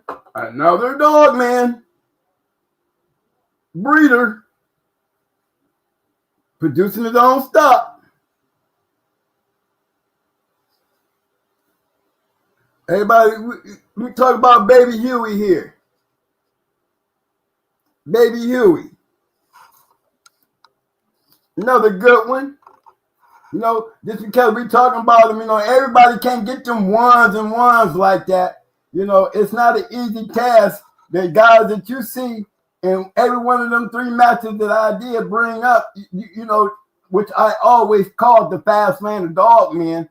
You know, I always used to have these arguments and issues with you guys. You know, it's so easier to see when you're looking at it on paper than coming out somebody, listening to somebody's ears. When your eyes can see it and you ain't got to hear it, brings more confirmation to the issue. You know what I'm saying? That everybody's like, you know, remember, you appreciate anybody who's willing to give you the opportunity, regardless whether he a great dog man or not, because at any time and any date, you can lose.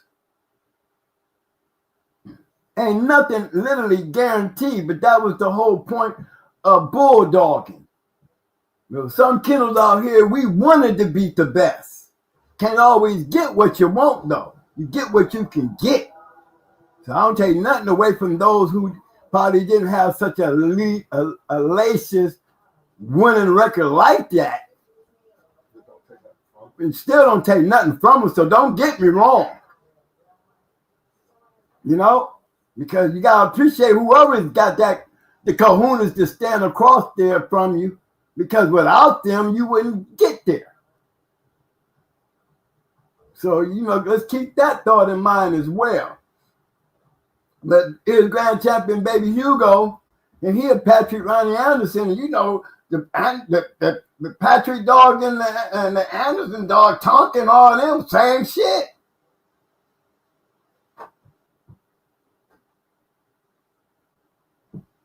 Same shit. He won over a 2-year period of time in the Plain State and down in the flatland, but Bancroft in there. You know, can't really know the kennels. But hey, look, an hour and 10, an hour and 26, 46, 38, 50. Yeah, that dog had to put some work in. And 36, 37 pounds, 35 pounds. Them is not easy weight classes, y'all.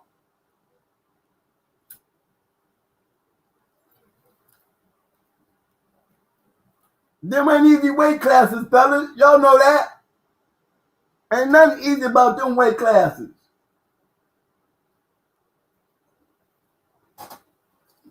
Okay, let's keep it going. Okay.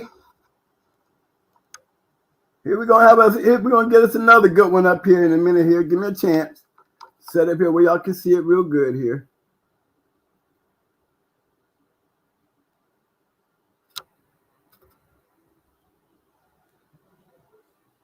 I don't know why this thing is shaking like he got the snort or something.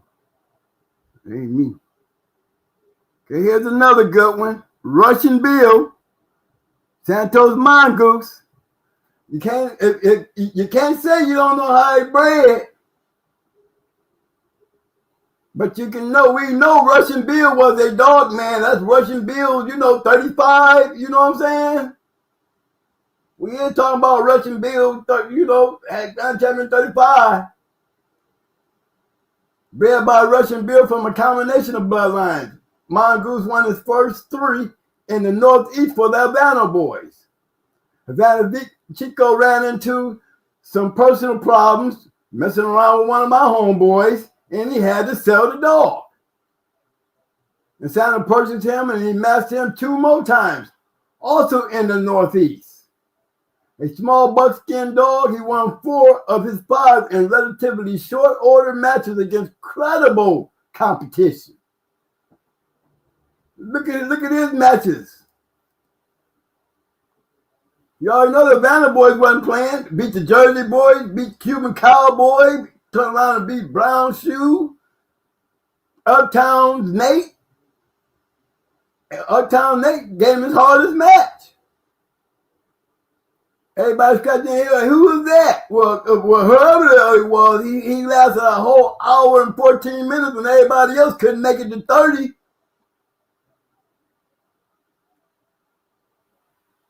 So when my boy Santa's bought him, shit, he was going after a dog that everybody else was probably scared of. Oh, Nate, look at the referee, STP, Jesse Rod, Mr. T, Red Line in, and Mr. Bill. Know that's fast lane that dog running around in. Anytime you can win in the fast lane, you give them dog men credit because that's what they looking for. Them is the dog men I'll be talking about. You hate to hear us say that. What's the fast lane? These kind of dogs. These kind of dog men. Different levels of this shit. So it doesn't sound right when you hear it. But it so tastes different when you can read it after hearing it and seeing it for yourself. Has just a different flavor to it. It don't sound like somebody giving you some bullshit. I seen this dog when I was out in Puerto Rico. Here's another good one. In Puerto Rico, a lot of these dogs, I didn't even know who he was. I know when I went to Miranda House, he had a beautiful house. I think he was a professional baseball player, wasn't he? I know somebody was professional because that house we was at, it was one beautiful house. It was a castle. And look how this dog is bred. We seen him when we was over there. Yeah, I actually have pictures of me holding old Onyx. Old Grand Champion Onyx. Matter of fact, it was who yard we took him down, Red Ace down. We was walking down his yard when I had Red Ace. Said, let's take over here around these dogs here and see if she'll grab one. See if she out of that shit. Red Ace didn't want to go nowhere near them dogs. Nowhere near them. like she was skittish. And he said she was spooked. And even Randall and them said, man, that dog is spooked. Y'all sure y'all want to do that dog? Y'all might have to want to wait on that dog to get adjusted. I said, you know what? I don't give a damn. If Tommy go in there, if when Tommy boy hit her, she'll figure it out. She better. Exactly what I said. Exactly what I said. And went on and did it too. Paid for it. But that was a lesson I learned the hard way. Talking crazy, sounding like I'm tough, but sounding stupid. After the fact, you know. Okay, let's go look at who he was whooping on. A lot of these dogs was over there in Puerto Rico. That, you know, this dog, he was a finisher. And that Tatani's Sonny, you know, he's probably the most recognized dude you would know because he the one had Game Jane. Tommy Boy's mama. Okay? And he was an hour and 28 and beat him. So if there was any question behind the dog, that got answered for his grand championship match. You know, 35-16, 39-24. And you already know that Tristini, you know, he was definitely a Jeep man. So you could understand why that went an hour and 28. You wasn't going to go in there and just bulldoze over him. You know, so he definitely earned his grand championship. If he didn't earn them in them other matches, he earned number 5 for damn sure. Okay? Let's keep it going. We got more of these grand champions out here. Still talking about good bread. Y'all did see that good old fashioned Alexander stuff, right? Okay. I'm gonna go up here to I'm gonna start off with Plumber Ryan's Jeremiah. Another Ronnie Boyle's dog. Grand champion. One we hear everybody talk about all the others, but you very seldom hear everybody talking about this one.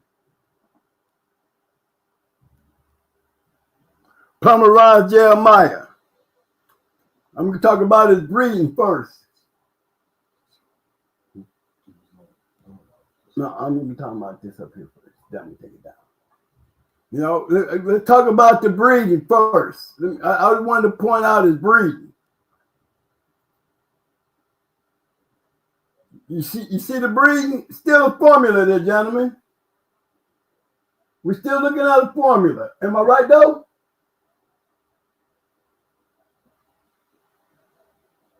Jeremiah was bred by the Vaughn strain from a basically Ronnie Boyle's bloodline. Double bred. Let me see here. Might say drop it down a little bit. I'll drop it down a little bit. Hold on.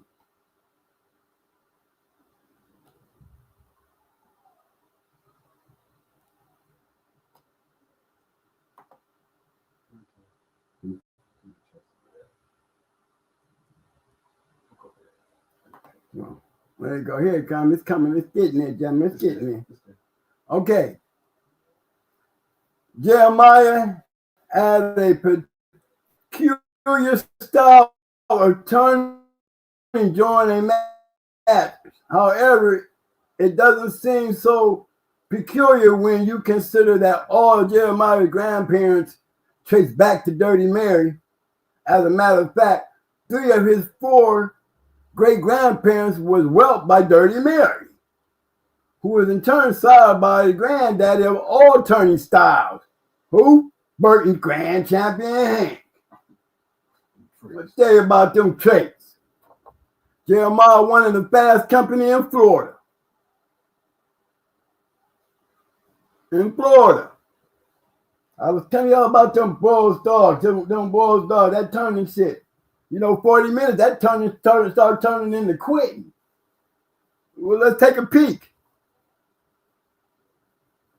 Sure can't say he wouldn't go an hour. You can't say he wouldn't go an hour. He went an hour and 21. You know? And in that one right there, old Hurricane Ken, he probably was laughing in that match, refereeing that one. Havana Danny, two good dog men refereeing two good matches. I see old Headhunter down there who had Grand Champion Solution, old Vessel. He refereed his Grand Champion match. But, you know, again, it can be a turning style or it can be a quitting style. They had that, but look, we still talking about grand champions now. One thing Ronnie Boyle's dogs had, they had that caliber of having grand champions, whether it's the Boyles brand or the Boyles line. If he in it, he in it. He was in both lines. He was in both lines, his brand and his line of dogs. He was in there. Just several grand champions when you say Ronnie Boyles in his line of dogs. Andy Cap, Queen of Heart, Jose's Bull, all these is grand champions. Pandy, okay? Jeremiah, grand champion Cool Breeze, grand champions. Yeah, Ronnie Boyles. Ronnie Boyles, rest in peace, fam. Let's keep it going. All right, we all know who this is. Don't act like you don't know it. He ain't got a formula to his pedigree. And when we get done with all this shit, we can always go in and dive into Joey's pedigree. We can always go in there. When you see all that Cummings Young's Dutch Boy, Twiggy, Plumber, Black Sister, Grand Champion Art, Divine Lil, Cummings Dutch Boy, and Mandy, Double Bred Dutch Boy. We know who he is. He was bred down in the Cajun country. The dog came out the Cajun country. So you know he was going to be a bulldog. You know he was going to be a bulldog. Cajun country bred? How you going to deny that? How you going to deny that? Joy was bred by the Blitzers in the Cajun country. He won 6 times in his owner's roadblock. Always seemed to be seeking out the toughest competition they could find for their dog. Joy won his first 3 against competition from some long-time dog men with good dogs. However, his last 3 wins were against the best to be found and included 2 champions and a grand champion. As far as we can tell, there was no soft spots at all on Joy's campaign trail. For all of these reasons, Joy was in the Dog of the Year selection for 1992 by the Sporting Dog Journal. Shank Bone, same guy that had Lion Head, 15 minutes. Wise Drifter, 31 minutes. Barnes and Company, 22 minutes.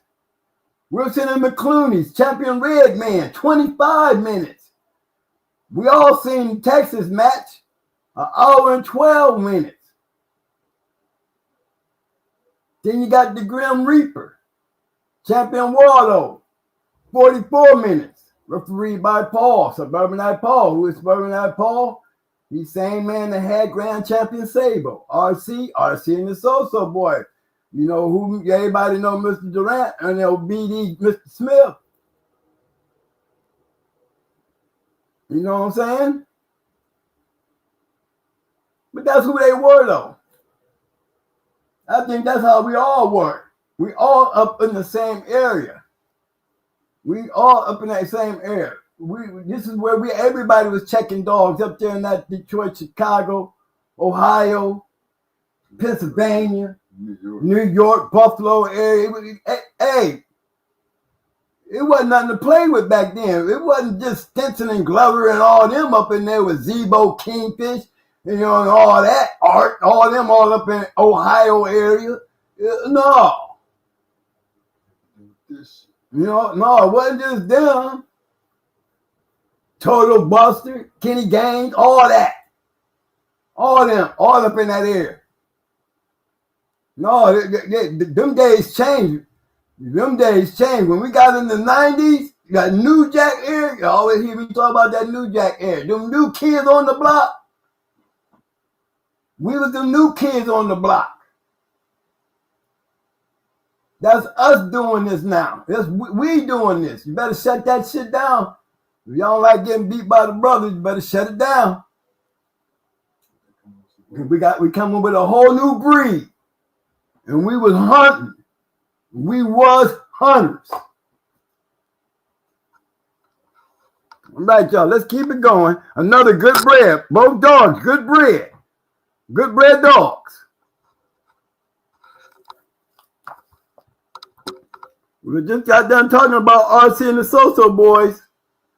That's RC and the Soso boys, that's that grand champion Fritz dog, Mackay bread. We don't know nothing about his top, his bottom, but we know he came from Kimmer and them.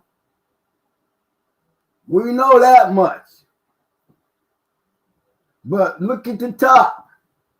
Finley's Bow off of Champion Magnum and Dixie Bell. He was turned over to Havana, to Tito and the local boys, where he won 3 more. The little 34 to 36 pound black and white was sired by RC. Pit Dog know them pretty well.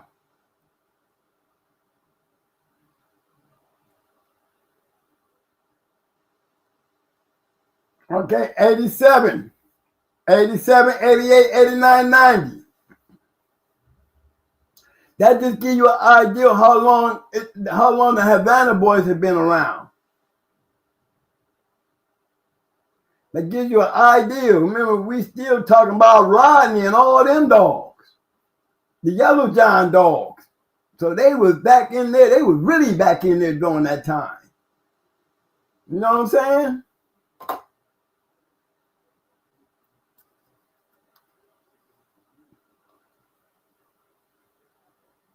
Here's another one.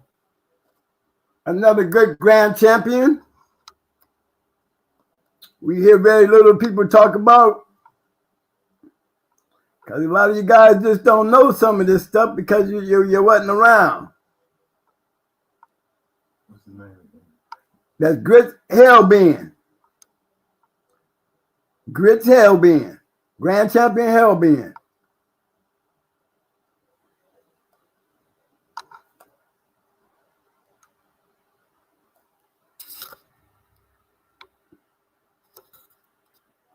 Look at his breed.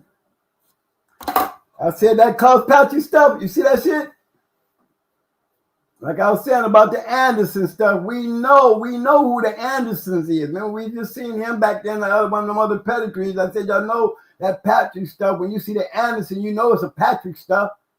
Remember I said that, Tonka all that. Yeah, it is right there. They go that close.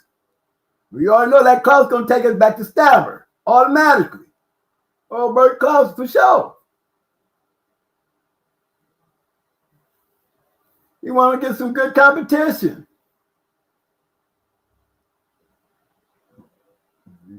He knocked off Mr. Shockley, Swamp Man, Cunningham, Sambo, Crazy J, Big Boy, Bird Dog, Dozer. Dozer, he had a problem with Dozer. Oh, Mr. Hargroves was refereeing that one. Sonny Platt refereed the 4th one. You know, Hellbend is a straight cross of Patrick and Bert Klaus breed. Interesting because when Pat was just starting to establish his bloodline in the late 1960s, he used several other Klaus dogs that were owned by Keith Allen in California at the time. Hellbend will win against some credible competition in the Mason-Dixon line area of the South.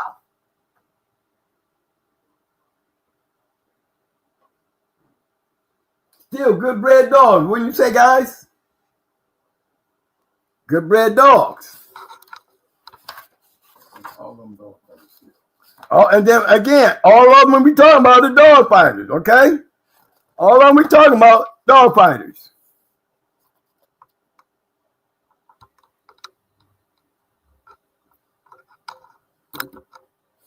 Okay, let me get you straightened out here just a little bit here. I don't know too many of you guys remember Magic Line. I don't know too many of y'all remember that Magic Line. But you know, look, here's another one. Henry Bees, Chester.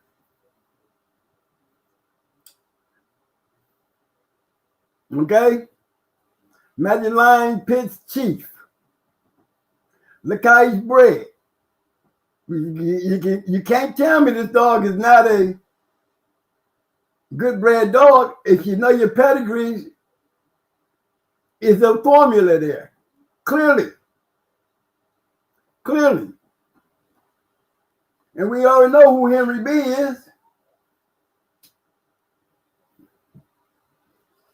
Mr. Rogers, champion Mr. Rogers, yes, sir. Yes, sir. If you chase this pedigree back far enough, it becomes pretty much a pure Maurice Carver breeding. Since Hyde's Jenny was a litter mate to Jim Williams, champion Paddling, and both were sired by Satch. This pedigree is a very inbred pedigree on Ronnie Hyde's Satchmo Bully. Chief won his first for Butch Davis, was then sold to Magic Line and won 4 more. All of his matches went over the hour, all in North Carolina.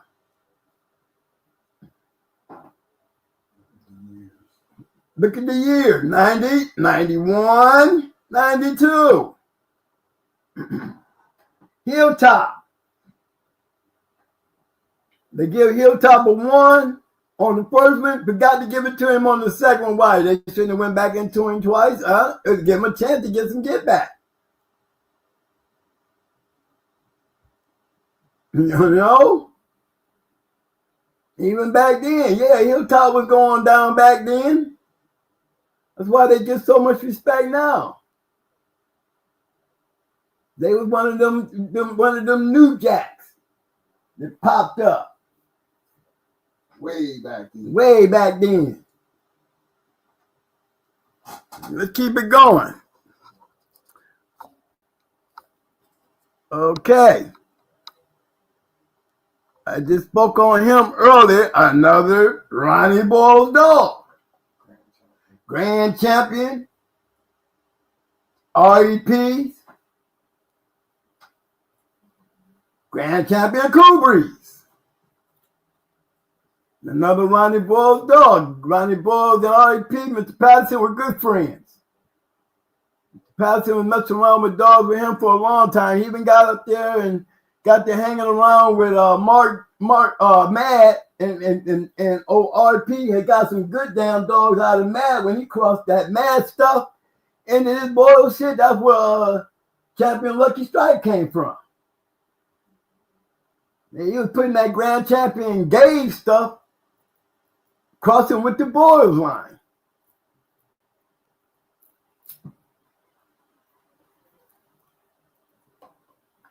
Ronnie Boyle put his dog in Dog Man's hand. Another good dog from the bloodline of Ronnie Boyles. Double bred on the great old bitch, Boyle's Dirty Mary, a registered mad bitch bred by Pat Patrick. Cool Breeze was bred, born, and raised and campaigned in the deepest of the South Florida. Pat Patrick's right down here. REP right down here in Florida with me. Right down here in Florida, right by me. Been to his yard several times. Good old dude, too. He a funny dude. He's funny. He's funny as hell. But he a hell of a good dog, man. It was a pleasure me meeting him. It definitely was. Always have been.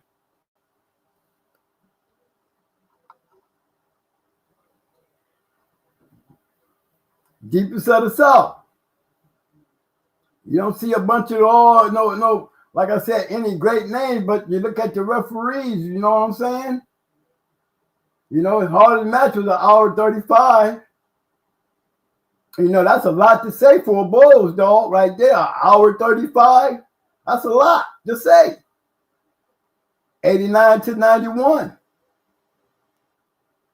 You know, most Bulldogs, they look like that 34, 36, 48. That's tipping the scale. 55 and 135 is a little above average for a Bulldog. I said above average. So, you know, he was a good damn dog. Couldn't have been a grand champion without them losers down there. Just forget that. For all they were, he ain't really whooped nobody. He wasn't like all them dogs that y'all was showing us. But guess what? He wouldn't be a grand champion if them dogs wasn't there, though. Ain't nobody walking in here going into these dogs giving away their damn money. Ain't nobody walking in there facing these dogs against this dog thinking they gonna lose.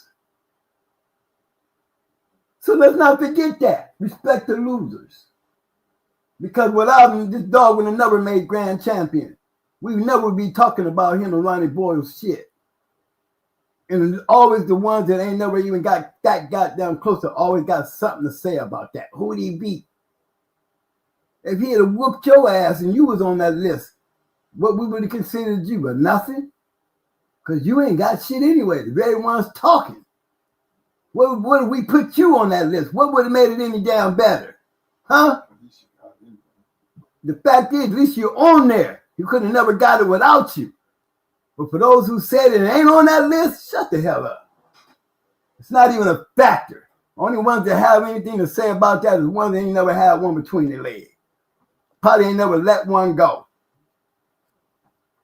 So think about that the next time y'all get out there in y'all little internet arguments and always holler who they beat. If you ain't shit, why you want to know? You didn't beat him. What do you have to stand there and talk shit? A conversation? That all? That's how you need to be putting these type of people in their place.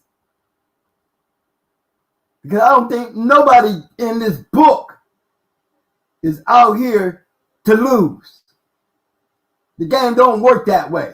8 weeks of keep, putting up money, time, food, work. Sound ignorant.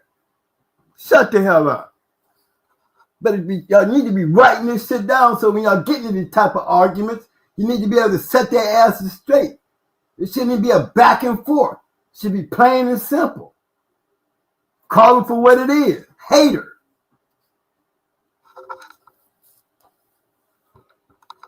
Another great dog. Who we talking about? Another Ronnie Boyle's grand champion.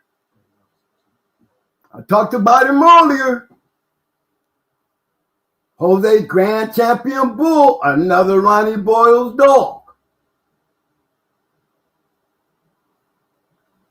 Yeah. Now we crossing grand champion Art into that Dirty Mary shit. What? What? Some great dog from a pedigree that we know little about. We talking about in the 90s. Some great dogs from a pedigree we know little about. Can we say that now? Can we say that now? Okay? Others come from pedigrees that are extremely popular. Bull's pedigree is one of the more popular of the day in age. A liberal sprinkling of champions, grand champions, and registered mares. Bred by Ronnie Boyles, and a 5-time winner in the North Mid-Western section of the country. A red and white dog, he won in 11 minutes as well as 2.5 hours. When you start crossing that Frank Bunch Ruby, that Kingfish shit, into that Art shit, there's the gameness that they needed.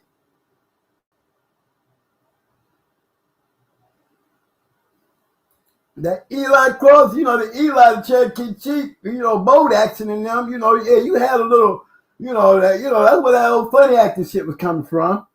That hint shit, yeah, that, You know, you got a little stop, a little turning. You know, it doesn't look pretty as long as it's winning. When you add the right pieces to that puzzle, you get a real complete dog because he wasn't no walk in the park. Look who he whooped. They go Bluegrass. Look at old Bernie. Bernie he went 2 hours and 30 minutes. His first time out and still came back. He got the 2 best kennels out the way. And then you go down there and look at the last 4. The last 4 would have been OG Posse, Jap, 38 minutes. That's Nate Abraham and Nooney, 1 hour and 4 minutes. Suburbanite Paul, same guy that had Grand Champion Sable. You got the Greek, another well-known dog man. You got Randy B, that's New York. And Bluegrass, that's Greg Lester. The dog went into some credible dog men. I told y'all them Bulldogs wasn't no joke. Yeah, I talked my shit about them.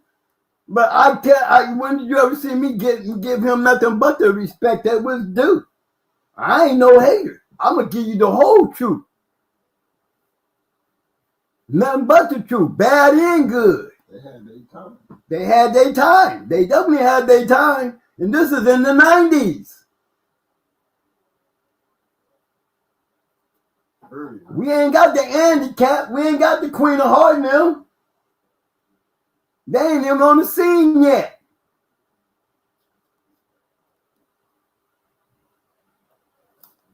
Here's another one. Fat Bill. Fat Bill roster man. Look at that breeding. Grand champion roster man Bronson. Yes, sir. Fat Bill and roster man.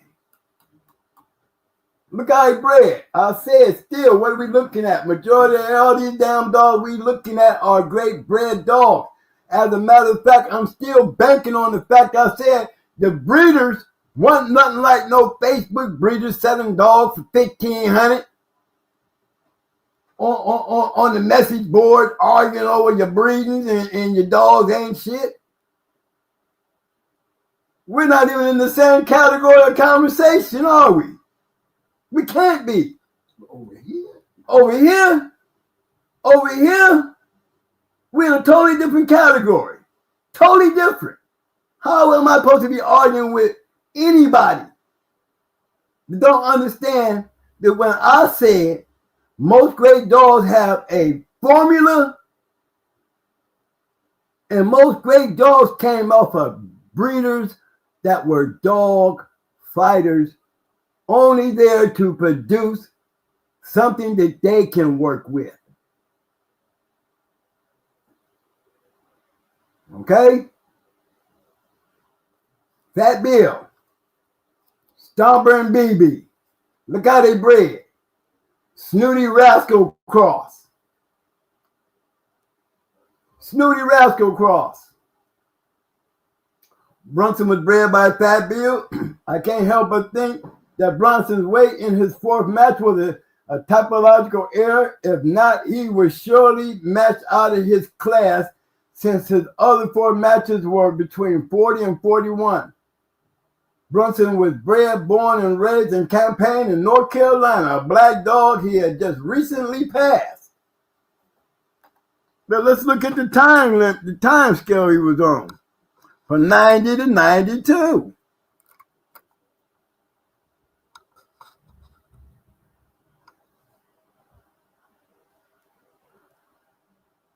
Look at the dogs. 48. I would think it was a typo. I mean, we got the ass roster man, don't we? One thing for damn sure, we can definitely go ask you. Okay? Look, they got Magic Line with no one, with that AK-47 dog. That AK-47 dog, pretty good dog. Harris brothers, the same brothers that had Harris Eli 3.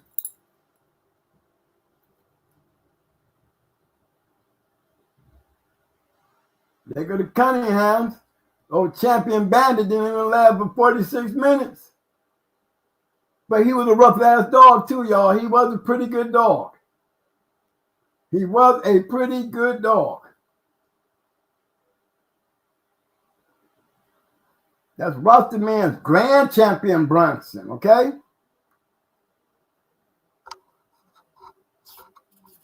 Go back down here. We're getting close to the end here on my grand champion list. I was going to start off with my champions, but I figure I'll make it a quick night, and we'll just hang around here with the great ones up in here. Now, we like this one right here. We know very little. We know very little about this dog here. Bear Trap. But it goes back to the old Bob Neville stuff. Let's just read it to you.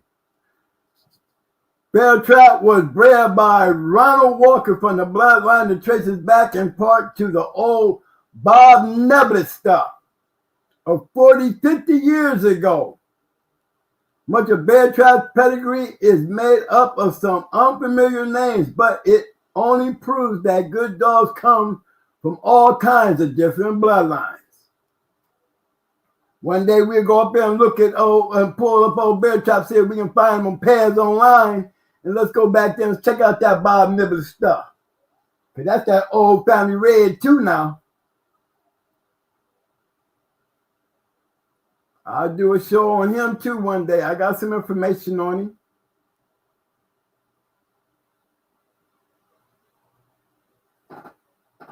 You know, our gang, you know, they got one. I can say, I know our gang, she got one. And Matt's Bull, if that's the same Matt that had Matt Panther. You know what I mean? Mongoose. Matt Mongoose. That was Grand Champion Mongoose.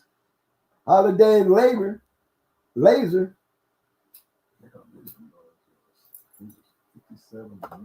49. Oh no. Look, they had him at 49. He went an hour 13. Look how many pounds that dog went up.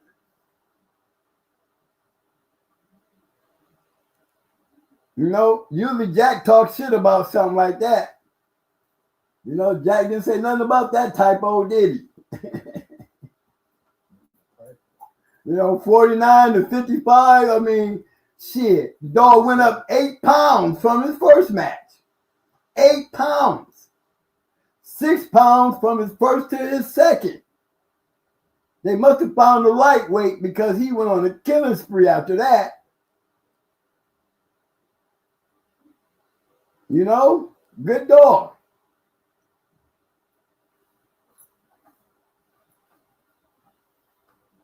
Okay. Another, I mean, that's very few, but I mean, we will go back and check. But like I said, I didn't say 100%. I never once said 100%. I said 90% of all winning dogs had great pedigrees. This is just some other stuff that is just part of that 10%. Jay and Hardline's Grand Champion Bison.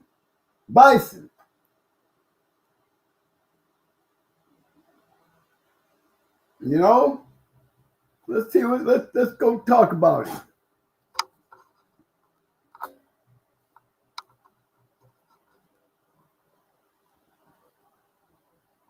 Mike, we ain't got no questions popping up, do we? I'm just moving on. Okay, here go Bison. So this grand champion was bred by Big Paul from a bloodline that I know absolutely nothing about. Another example of a fact that a dog does not have to have a pedigree made up of more popular bloodlines to make a name for himself. Bison won against very credible competition throughout the South.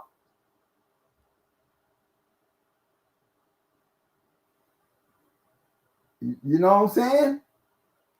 The only one that I can recognize is the guy that Payne's Red Dog. Same guy that had Payne's Nasty, you know, and all them good dogs and buck dogs. Okay? Sandy P. I knew him. Deer Hunter. Yeah, I know him. But look, 88 to 91. 37, 35, 36.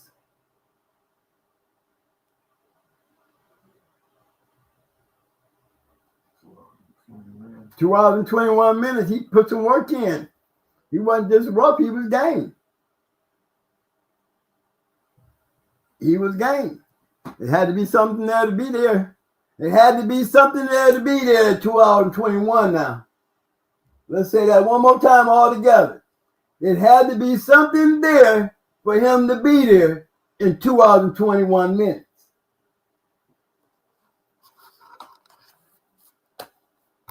Okay, we're getting down there close to the end now.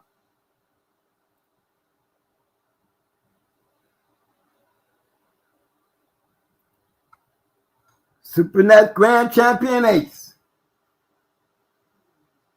All four Aces grandparents are on the OM registered merit list, and all are from a different bloodline. If the pedigree were traced back far enough, it would be a Kobe Dabo bloodline. Up close, Ace is a cross of Champion Charlie, little mate to the more famous Champion Jeep, bred to a daughter of Grand Champion Zebo. He was bred and raised and campaigned by SuperNet in the Mason-Dixie line area of the South at a weight of between 45 and 48.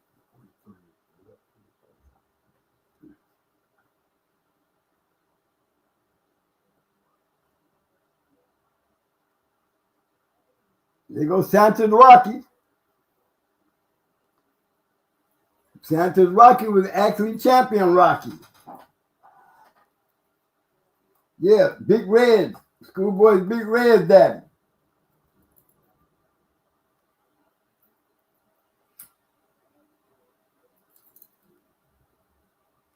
No, he was a back-end specialist. You ever find a story on him from 86 to 88? That's right, 86 to 88. Remember, we bred Amber to him to get Red Ace. So that tells you where that put us at. And remember, we bred Amber to Termite. Right, we bred Amber to Termite before we made this breed. That's how long ago it was. Okay? We can keep it going, but y'all did see the breeding, right? Third generation, nothing but OM. Now, would it look any different if you'd have put Angus on top of that? Not really. Not really. Not at all. That's why you left it the way it was. That's why I left it the way it was. Because you look at Charlie, you look at that picture of Charlie, and Charlie got them airplane ears just like Ace had. A genetic thing that came all the way down to going hard dogs, even on when you put the Mayday in there with those dogs. Our dogs still had those Charlie Angus ears. Them airplane, I call it airplane ears. And that back end shit, it was definitely genetic. It was definitely genetics. You can give it to Charlie, because Angus sure as hell wasn't no registered mare. And if there was anybody that had the capabilities of passing down some traits, it was definitely in those dogs. 3 generations, third generation of nothing production. There's a whole lot of ROM genetics in that shit. And then you turn around and put yellow on top of that, or the genetic of ROM.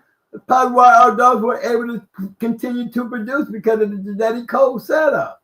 Because they, genetics, just like color, you can have an ROM genetic background trait. You know what I'm saying? It's passed down, just like the ears, like the Mayday and the white toes and the Patrick stuff. Genetics go a long way. Who we on now? We on another damn Boils dog. Don't y'all think we ain't? Yes, we is. Yeah, the hell we is.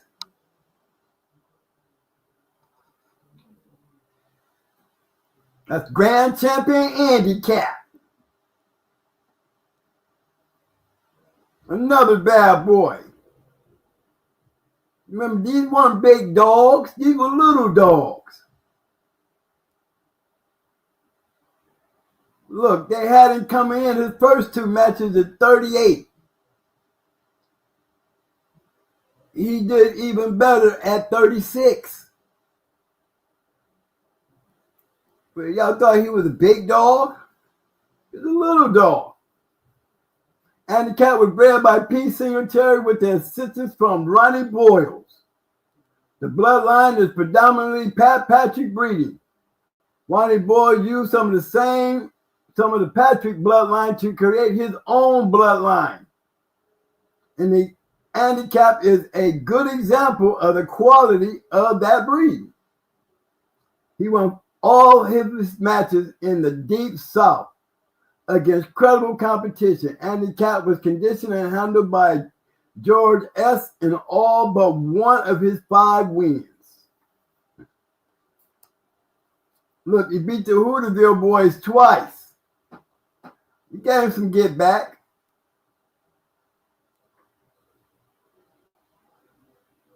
RC and the So-So boys, hey. That's a good one. Good enough to give him a 2. And you don't get a 2 unless you got a champion on your ass. So that Dakota dog must have been one hell of a bulldog to get a 2 and get his ass up out of there in 36 damn minutes. And still give him a 2. From 91 to 92.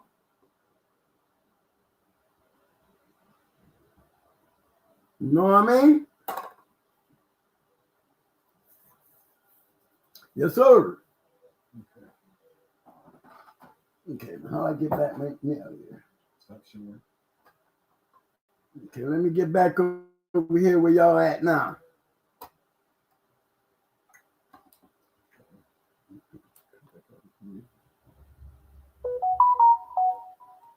I think I've been so hype, my heart is racing. Yes, it's been.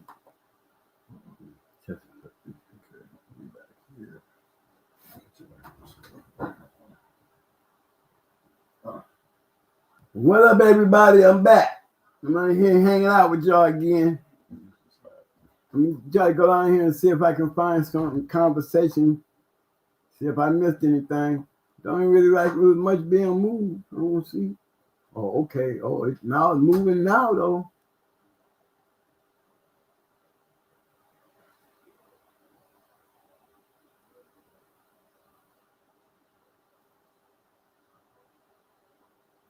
Hold on, guys. I'm just going down to the comments, okay?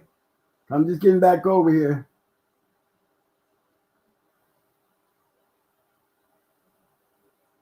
Give me a second. I'm catching up.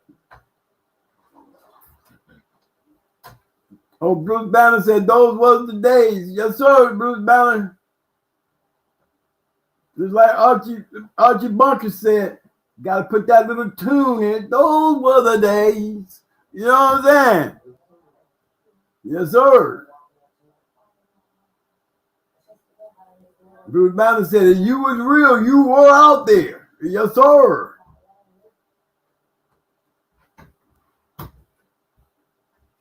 Well, John Rocket said the TSA always made him nervous coming back through with one. Let me tell you something, man.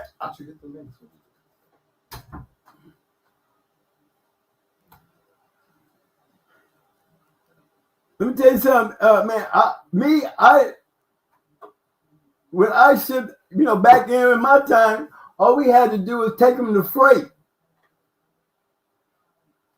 I didn't have to go through TSA. I went straight to freight first.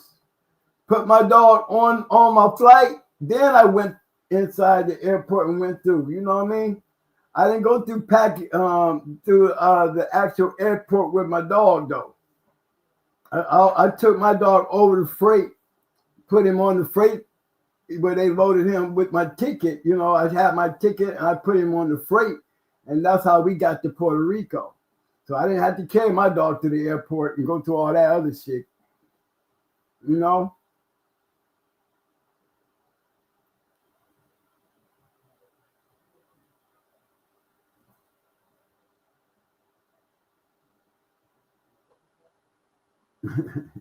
Bruce Banner said, you should never be a guest talking shit. Okay?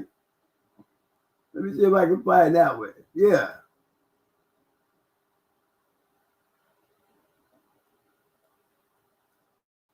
Did I get it up there? Hold on, guys. I done messed up somewhere. Okay. Let me fix it.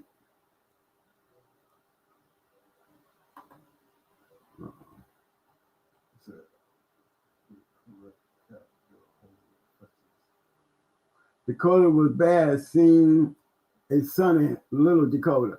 Yeah, Little Dakota had to be a bad one for them to give him a 2. Cosmo said a little Angus Wood couldn't have heard it. Sure, somebody, I mean, my thing was somebody had a style. I mean, they, you know, I mean, they say Charlie had a, yeah, okay, Pit Dog, I would, yeah, it was. Okay, Panther, that's like what I said, Pit Dog. And Pit Dog said, yeah, it's for real. You know, he was talking about the old family bread. Mike. They don't see what you're saying. I know, but I'm just going through. If I keep doing it to all of them, then I'm still looking for the one I was looking for earlier. I'm just catching them as I'm rolling through, bro. That's all. I'm just catching them and speaking on them so they at least they know I'm seeing them. Hold on, guys. I'm gonna work my way back up because they made a big jump.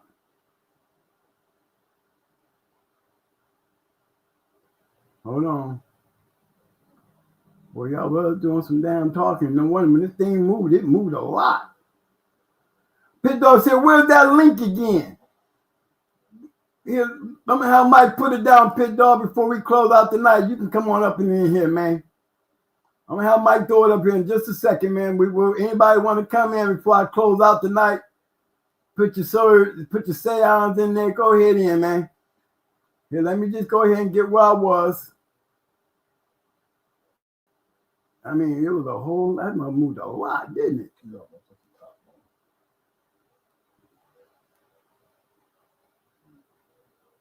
I mean, yeah, I mean, see how that mug moved again? Okay, all right, I missed it.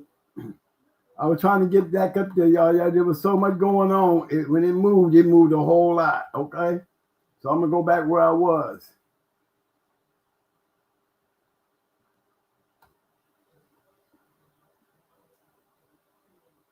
This one here.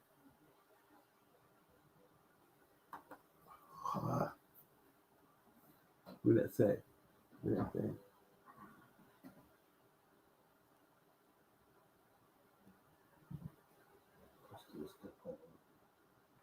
It's your name on your screen, Mike. Garland Midget. Some of the Bulldogs are extremely fast. Yeah. What's the name? Garland Midget. Garland Midget. Garland Midget says some of the Bulldogs are extremely fast. I'm gonna tell you something, Garland. Most of them son bitches is pretty fast.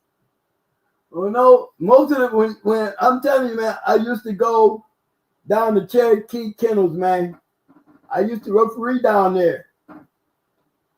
You know, I seen Champion Missy win. I seen Champion Missy lose. I mean, I seen a couple badass good Bulldogs, Queen, Pandy. I mean, these dogs have, I would say they the ultimate of the Eli breed. Eli Patrick Cross with the Hank. I think the Hank, the turn of shit, but Hank was game. See, Hank really did help out, but you can't get all, you know, just because you got a turning game dog in your pedigree, because that's exactly what he was. He was a turning game dog. He wasn't no cur. His style was a turning, scratching ass dog. Now you got that Eli shit. You know what I'm saying? 30, and if I ain't got you out of here, I'm done. You know, that's why you get a couple L's here and there throughout the pedigree. Ain't hating. Genetics speak for themselves. You know, these are the things that they added to it to make it better. It didn't clean it all the way out because, as you can see, we got grand champion Boyles dogs. But I did clearly say you go down through there when them red boy dogs started popping in the damn scene, them dogs started losing. You start seeing a couple L's. That is not hating. It's a fucking fact. Because you didn't clean all the curse shit out. You're going to have traces of it showing up every once in a while. But you had them damn killers. Cherokee Kennels wasn't talking stupid when he said, man, you got to go through 100 of them to get one. Okay? He wasn't talking stupid. He was telling you, you know, the way the line is set up, they're all going to have it in the genetics at some point and some time. But the key factor is, why are we even talking about them? Because they were some bad-ass dogs. Y'all taking and blow up the damn bad part like it's supposed to overwhelm the fact that the only reason we talk about them is not because they was pieces of shit.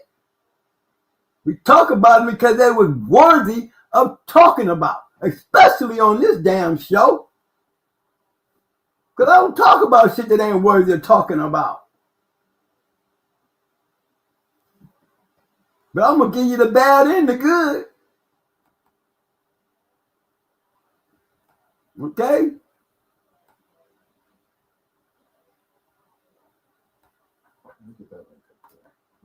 Mike going to put that link up, y'all. Hold on.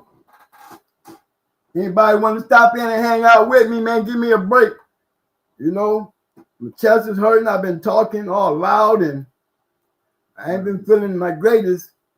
But, you know, just to be able to spend the time I missed with y'all the last week. What was that? Tuesday? I'm trying to make up for it because I'm excited because I was going to do this with y'all then. You know?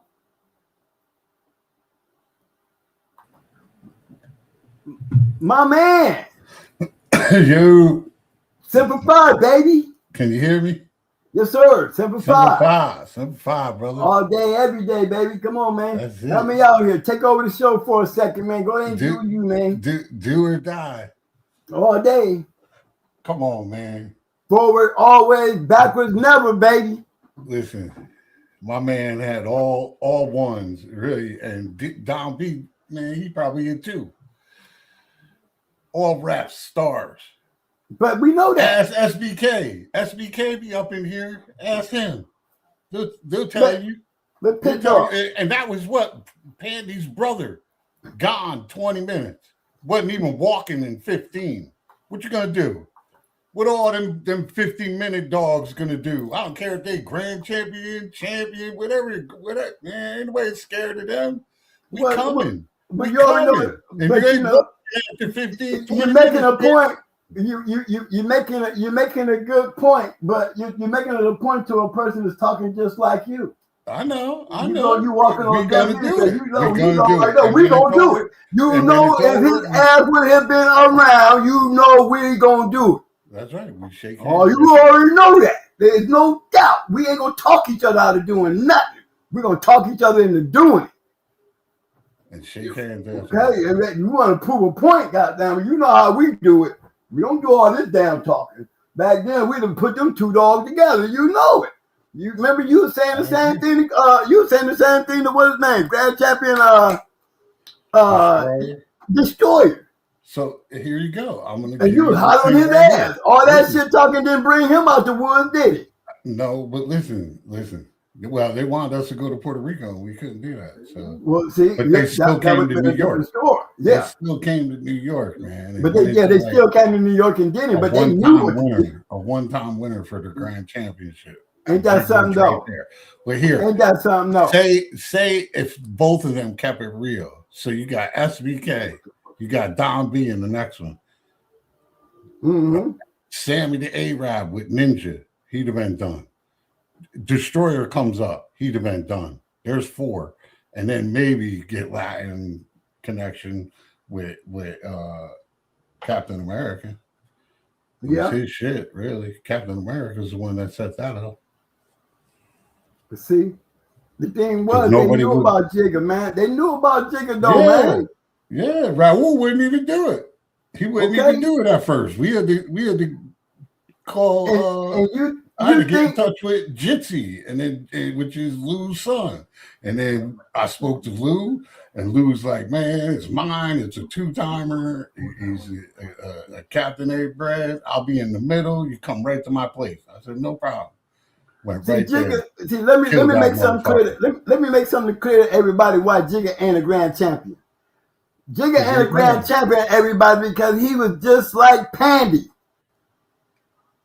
Let me make myself clear. He was just like Pandy. They would go into anybody but him. That's why I said no disrespect. The dog been killing shit since he was a puppy. You think in this dog game people don't know who that dog was? Listen, no disrespect, man, to you or J-Bo, but I'm telling you, that dog you see right there, Jigga Man, I'd do it in the same night, man, and kill both of you. But look, man, let me tell you something. Kill Satan. I'm gonna make myself very clear when I say this to you. You my dude. I don't give a damn how you feel about your dog. I feel the same way about mine. His ass would have been on that damn list with everybody else. You can think that. I ain't gonna back down to that shit. You might have had a good damn dog, but we had a great one. We had a great one. Are you kidding me? I don't care. You're lucky. Like you're just lucky. You're lucky. This is what you have. But this is what I ain't destroyer. I ain't destroyer. I ain't ducking your ass. All right, listen. I gave you a chance to prove a point. Well, all right, but imagine. I gave you a chance to prove your point. But imagine then if you had Champion Ninja would have been on that list. Motherfucking, if you had destroyed. Lionhead would have been on that list. Lionhead would have been on that list. Jigga would have been on that list. I'd have gave all y'all the opportunity. You boys ain't scared of nothing. You can tell by the records and the dogs that we was doing back then that we wasn't scared of nobody talking shit about their dogs. That's why I said if you would have had them, they'd have been on Jigga's list. Oh, they would have been on it. We would have had to find out. Maybe, KB, maybe to you, you ain't convincing me of shit. Okay, I'm gonna stand on that 9 toes now. I'm gonna stand on that motherfucking 9 toes. You said I heard Jigga might have been a good dog, but he ain't been on no motherfucker like Satan. He ain't never been on no dog like Satan. I'll tell you that. He was on Pandy's brother. I wouldn't give a damn. He wasn't Pandy. It came from he wasn't Pandy. But still, man. He was not Pandy. He had to be on that level because they were ready. All can be said to that. You say that. I can't say that because he wouldn't scare me away. He wouldn't scare Satan away. I can believe that. You know how we do it. Only way we can find out, we can talk about that shit all night. Guess what? If we was in the game back then, we wouldn't be doing all this talking. We'd be hooked, getting ready to pick a date. You know that. We talking about some historical bullshit now. You know what I'm saying? Some historical shit. We can't. We. It's like the night that we was on J-Bo's show, and I was talking shit about Satan and what Satan could have did. You know what I'm saying? They didn't have no idea who Satan was compared to the dog that they was talking about. I can pull up Satan and show y'all who I was talking about, like you can do with Jigga. But when it comes down to some real bulldog shit, you think J-Bo would have been scared of Satan? Hell no. I believe Satan would have went into your ass just like he would have went into my ass. Because you in this dog game, we ain't scared of nobody in that shit talking. You ain't bringing Pandy. Maybe Destroyer thought maybe Destroyer might have felt like he was a Pandy and why Jigga ain't a grand champion. You know what I'm saying? Yeah, I'm bringing worse. I blame that on them. Well, we ain't them. And I can understand why they seen enough bad shit happen between that traveling from Puerto Rico to the States, from them coming to the States, and from us going out to Puerto Rico. We have all had problems in that transition. Oh, I agree. Okay, so I can understand that. Because I'd be there. To be honest, if you got to keep it real, if you're doing it for real, and it depends on what you're doing it for, but I'd have been there a month ahead of time. Well, that's saying a lot. If I had a knew, if you know, because the way I got set up when I got there, I could have been there a month. Because the way they took care of me in the time I was there, I would have been glad to come a month. If Jesse had said, you need to get out here at least get your do your peeking right out here. Mm-hmm. And I got somewhere for you to go. You know what I mean? Where you could do that. And I believe they would have offered that.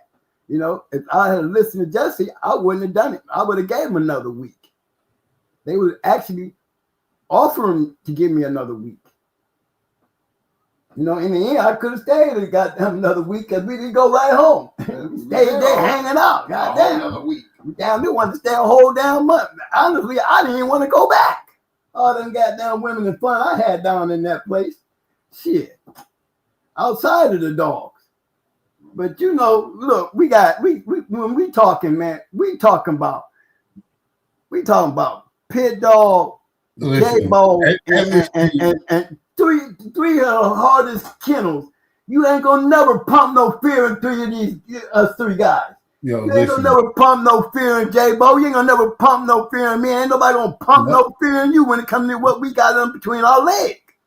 So we gonna always talk shit. Listen, this dude talking about panties, bro, could have been soft mouth Kerr, man. Are you kidding me, man? SBK is not coming out with something like that. Are you fucking kidding me, bro? Well, and they were gonna raise it up like 10 more. So come on, man. Don't give me that bullshit. Well, ask SBK if they came with some soft mouth Kerr that was Pandy's half brother or brother or whatever the case. Well, you already know. I know Pandy and them came from Millbuster. And Millbuster don't have no soft ass mouth Kerrs. Remember, I got little Mikey from Millbuster. Millbuster produced Pandy. Man, SBK was high on this dog, man. I'll be the Legion of Doom with what he produced. You understand what I'm saying? Through that dog, and SBK will tell you that, man. If they don't, they ain't keeping it real. Well, and here they made when he was dead and gone at 20, they made us fight a dead dog for 15 minutes because the scratch was on us, and Jigga wouldn't let go of him for 15 minutes. So there you go.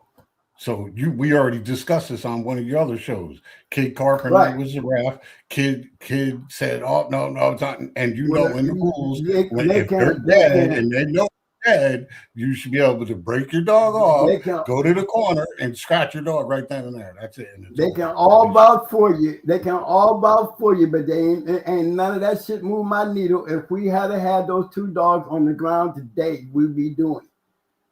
Because that shit ain't budging me at all. If anything, it's telling me you lucky your asses ain't around.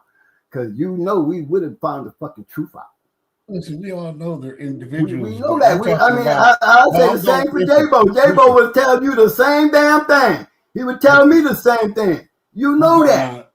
But we know that. Look at the chat. You don't watch chat. Listen, that's what I'm talking about. This you talk about a dog as an individual, motherfucker. Just because a dog is great don't mean the whole litter was. Nobody's saying that. But if you think SBK came with a soft mouth Kerr that was a brother to Pandy, you're kidding yourself, man. They're fast lane. Are you kidding me? Get out of here, bro. Exactly. Well, that's one thing they have to understand. Ain't nobody in the fast lane bringing bullshit because ain't nobody. I mean, that's one thing that they have to understand. The levels of the people that we're talking about. These are levels that I wouldn't expect J-Bo to be scared of my conversation. I wouldn't expect J-Bo to back out my conversation. Oh, we would have been doing J-Bo. J-Bo would have went into either one of them dogs. I know he would have. Because of who win or lose, the thing is, we would have got a chance to find out if they were around. See? I wish we could. Yeah. But it will always be a what if. I know. You can sit there and talk that shit all day. But as real dog man as we were and the levels that we played in, this is what you can expect from guys like that. I can't take nothing away from you for feeling like that and talking like that.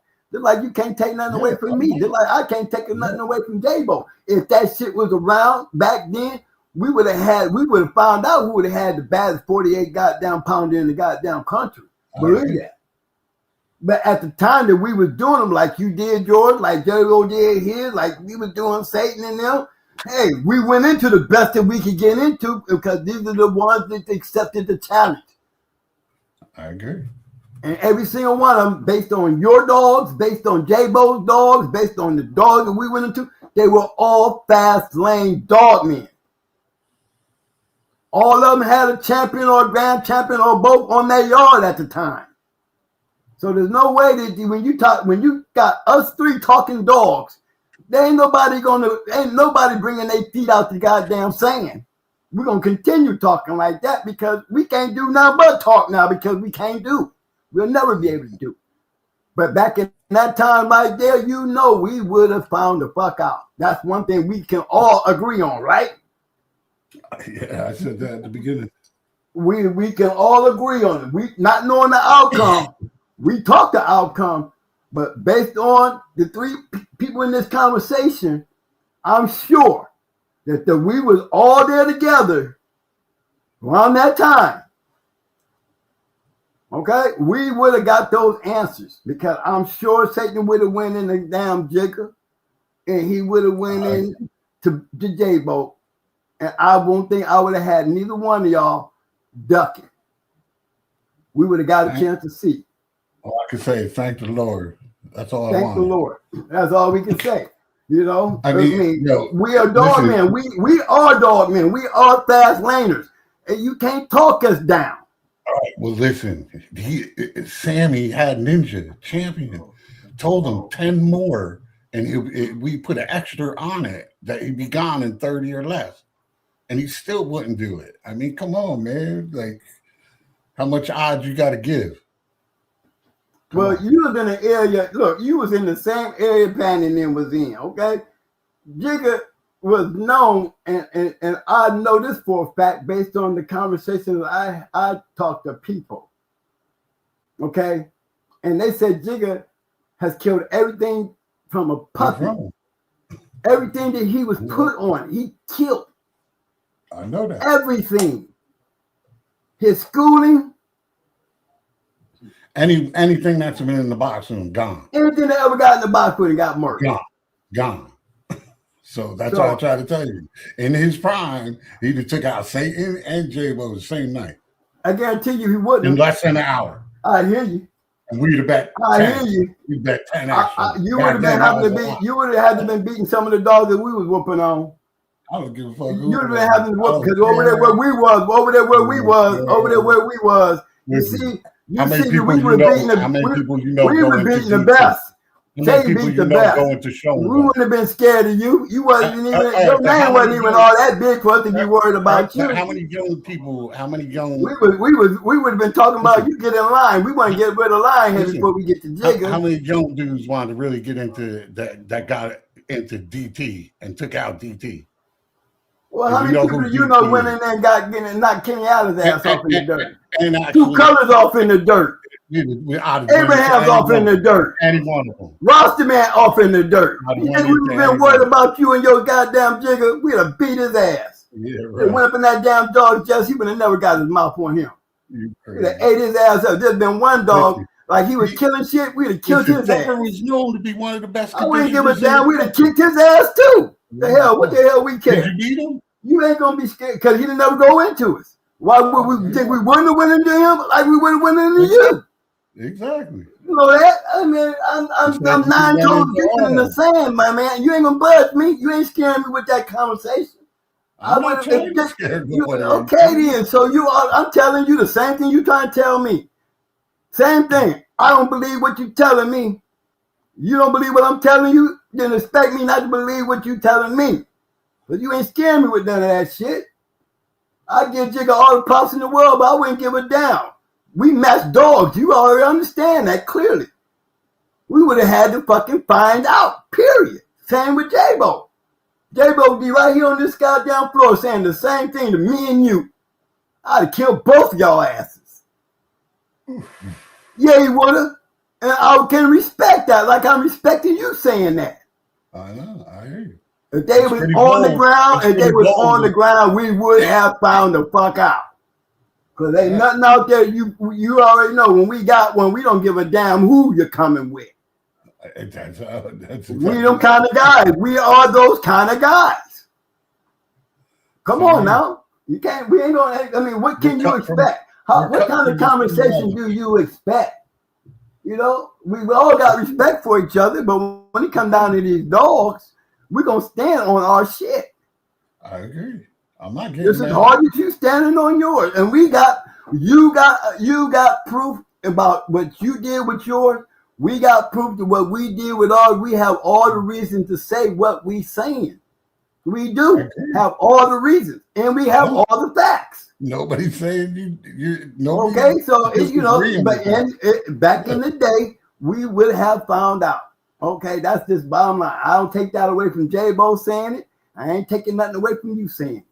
I hope y'all don't take nothing away from what I'm saying, because I'm going to stand on there 9 toes deep about my shit and our shit, our boys. You know what I'm saying? And that's just how the game was. You know that. That's how we got these great matches that we got, where you were able to go into the great dogs that you went into. Like we was able to go into the great kennels that we went into. Like J-Bo was able to go into the great kennels that he went into and won. Like you won. Like we won. What reason would we not want to go into each other to solve them kind of issues? I ran with a bunch of kennels that looked at us. All we did was search for the best. I didn't go to Puerto Rico with a first-time out dog and go into a full-time winner whose longest match was 22 minutes. Like I was worried about that bitch. So why you think I would be worried about anybody else's shit? nobody's saying you are. My mentality. No, I'm not saying that you're not saying it. I'm not saying that you're not saying it. I'm saying my mentality based on what I felt about the shit that I'm bringing up. Same way you felt. Same way J-Bo felt. Yeah. You know, all we can do is respect that. Can't take away from nothing you saying. Ain't taking nothing away from what J-Bo's saying. And I don't expect y'all to take nothing away from us, because guess what? We all put in the work with these great dogs. We all put in the work. Listen, I just came in and spanked my domino down. Well, goddamn it, you spanked yours down, and damn it, I spanked mine down with you. Let him spank. I'm pretty sure I'm gonna spank J-Bo down with him. Yeah. We fast lane dog, man. We look for the best out there, and during that time, you went out to the best. J-Bo went out to the best. We went out to the best, and all that speaks for themselves. It's in the history books. It's already down. We all know that. We out here, you know, amongst the audience. This is what Fast Lane Dog Man did. Like I said, in the fast lane, ain't nobody scared of nobody's shit. The only person I've ever seen, I can honestly say, Jigga is one of them dogs that fell in that category with Pandy, because yes, he did get ducked. I know that for a fact, based on conversation from many a dog man in your area who knew Jigga was. Okay? Knew that. You know, don't take nothing away from that. But I can honestly say there ain't but one dog. I wouldn't, if I had a 31-pounder, I would not answer the phone. Now, if Jigga had to show me some shit like that, and I know if Satan ain't that bulldog, I'd have been like 9 million. Got dog of the year without having to go in the pen. Shit. Okay? If I'd have felt like that about Jigga, I'd have been just like 9 million did with Pandy. I went and got my grand championship and dog of the year and didn't have to fuck with her. Hey, you see Black Bitch in there? Is Black Bitch in there, that grand champion book? Nope. Jigga's mom? Nope. When female, no, that was the grand champion. All the grand champions from 90 to 92. Yeah, she might have been right after that. And she might have been in 94, 95. I'll check. That's the one I can't find. I can't find 94 and 95. Anybody got the Book of Champions out there in that world of dog men? If y'all got a 94, 95 Book of Champions, I'd like to have, because that's the two that I'm missing. 94, 95. You've seen BJ, Tyrone. You would see them great ones out there. You know what I'm saying? You'd have seen them offsprings. like I don't know, Jigga Mama, she might have been in the you sure she wasn't in the 89, 88, 89 book? I don't know how old she was when she Well, had I them. can only take the list of grand champions. If she was in the journal, she be in that list of grand champions. Black bitch. Remember one thing we have a list of grand champions from all the years. You know what I'm saying? So if she was a registered grand champion, she'd be registered. And he She would be advertised on that list. And Toogie advertised. I didn't hear you. I said Toogie advertised too. He was in the journal. Oh, okay, yeah. So it might be in there. You said her name was Black Bitch. Yeah, Cochran.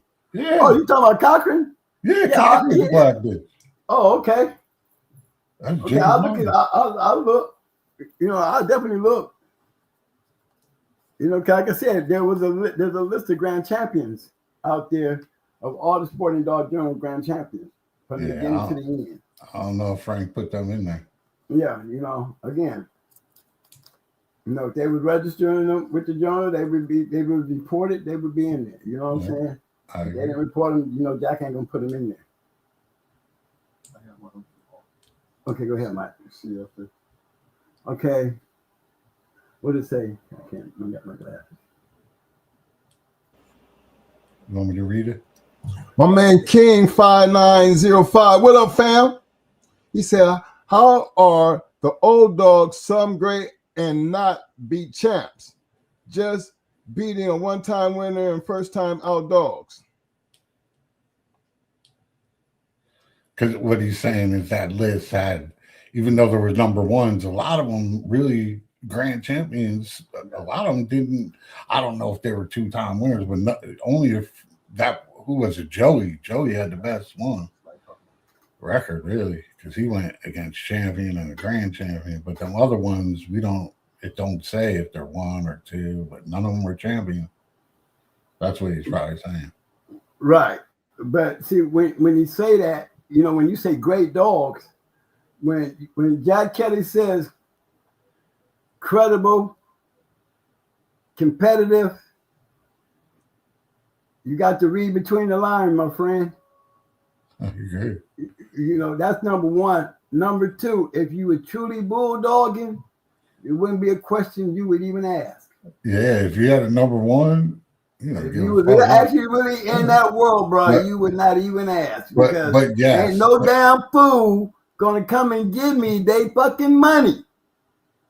But yes, you try to go into champions. Of course, we all try to. We all try to go into champions. It doesn't always happen. When we had a chance to come in, like I said, I took Red Ace the first time out, and I went right out to a full-time winner. Right after one. It ain't always like that. Some guys won't do it. Some guys just want to get in there. They don't really care. They're not going to be picky. Some guys won't go into nobody unless you are recognized.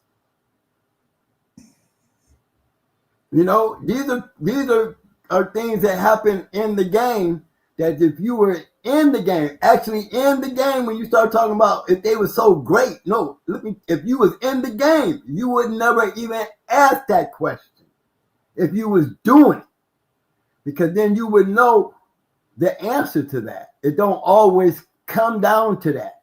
Some guys won't even go into you if you are nobody. Why would I want to go into you and you ain't done enough? Go out there and get it, and you become great before you come knocking on my door. Go out there and go into a couple of good killers before you come knocking on my door so I can answer your question for you. If you're good enough to go into me, you're going to go into me and you're going to be part of that no shit, raggedy ass, why he's so great, but I beat you. You on that list. So am I taking something away from you because it's based on your comment and your question? No. Put yourself in that position, bro. Because I'm pretty sure you didn't put your money up and you didn't put no dog in keep just to come over here to say I went into him even though I lost. Even though I lost, I knew my dog wasn't good as his dog, so I gave my money up and I gave up and keep just to say I went into him. Did that make any sense? Hell, so that gives you I hope that put a whole lot of light on your question. He said, I walked through or you your like a paper statement, towel. whatever you want to call it, a question or a statement. I hope it helps you, understand where I'm coming from. And I don't mean no harm when I say if you was out there bulldogging, you wouldn't even ask such a question or make such a statement. Okay, because you would already know. It's always opportunity, my friend. If you have the opportunity to do so, because regardless of who's standing over there in front of you, like you standing there in front of me, you didn't put your money there, you didn't put your work there. You ain't no different than any champion or grand champion or whoever the fuck is gonna be over there. You ain't no different than none of them to me, because you can beat me too. That's why you there, ain't it? Ain't that why you there? So give that respect to the same guys that your statement or question is referring to. And put yourself in their position and how I'm supposed to look at you if that was you there. Right? Am I right, though, Pit Dog? Yeah, I agree. Okay. Yeah, there's some will go into anybody. They don't care. But then that goes. Sometimes it's so goddamn hard. It's not easy. It goes against them, just like what this guy's saying. Well, look, he didn't go into no champions. He didn't go into nobody. But yeah, he did. But that's what you're saying right there. That's it. It's not as easy as you think. I mean, look, Roster Man, he tried to get Tornado. Shit. Queen of Heart tried to get Shady Lady. You take what you can get. Ain't nobody, again, I'm going to say this to you guys when it comes down to the losers in these brackets. Let me remind you, put yourself in that losers bracket. Everybody on that losers bracket put a dog in shape and put a wager on that dog. But isn't that what, I wouldn't say worry about who another person beat, but isn't that what it's about? It's not what it's about. It ain't really what it's about, because it's like no, I'm saying if you're game. going for the dog, if you're going for the dog and the dog is what you're looking out for, so you want to go into the best that you can go into. Always. If you're really that type of dog, man, you're gonna try to find the best you can go into. You're gonna look and see who that dog beat or whatever. You know what I mean? Of course, that happens. But that takes in that also takes in the being. I'm draining that motherfucker to be thinking about that shit. It also has a whole lot to do with. There were times where we got to the point that we couldn't even say our name. That you just start telling them this give them the weight. Now you've been around that type of shit. I don't know if y'all tried that with Jigger, but in them cases where them names, people start running around, pick names. People start giving them names and just start covering weights. You really didn't know who you was going into until you got there. Yeah. And the motherfucker, oh shit, that's so and so. No, y'all didn't tell me. Well, then you people, go through them little changes. Y'all set me up. Any dog man out there that had anything or was worthy of just being one of them people that people just sometimes just be like they couldn't see you face up. You know what I mean? You feel that's like the gamble you take. But that's the gamble you take when you put that weight out there. So it don't matter. Back then, it didn't matter. Some people just had to wait, and somebody else knew you had to wait and say, "Hey, there you go." All they doing is bringing the dog and everybody else with them. You wouldn't know until they got there. And is that a time to be worried about because of who's standing over there? Hell no. How many times did we go to that scale, Mike, and motherfuckers saw it was us and took their dog and walked off? Well, we done. I mean, I speak on it because we've been a part of that. Get there, felt like they got snuck. Didn't seen it was so and so, and oh no, I'm not gonna do that and pay the forfeit. All that work and just to be dealing with a cur. goddamn dog probably got more heart than this. Why is this dude even here? Who is this? That you afraid? You know, I've seen it for my own. I don't doubt that. Been paid forfeits behind that type of dumb shit, that type of thinking. That's why I don't do that. I mean, I give much respect for the dog man who gave us the opportunity to just be around and have a chance to go into their shit. That forfeit better be high. You know what I'm saying? That's all I'm saying. You're damn right. You know that forfeit better be high. After a while, you know them forfeits got stupid. Yeah, after a while, when you had that win under your belt, that's a lot of work. Damn well, that forfeit got high as hell. You could look at that motherfucker right there, man. That's a lot of work, man. Yes, sir. After it happened to you enough, you start making them pay for that shit. Yeah. It better be high. Ain't no $400-500. No, that didn't work. That's half the pot now. Mm-hmm. Better be. That's the only way it's gonna go down.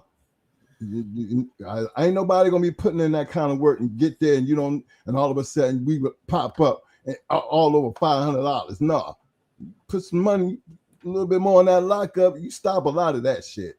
Hell yeah. And it did stop a lot of that shit. But you know, this game was made of all kinds of, you know, just all type of people, all types of scenarios. But the reality of it is, when you climbed over in that wall, the answer gonna be done. You know, the answer will be made by the time you climb back out of that wall. And for the ones who was able to do it, you know, was successful at doing it, man, I don't be hating on whether there was a one time when there's a lot of them dogs Mo was showing you with a lot of them losses in them grand champions. Y'all probably don't know half the damn names on them. You know the breeding of the dog, but you don't know the person with the dog that's doing it.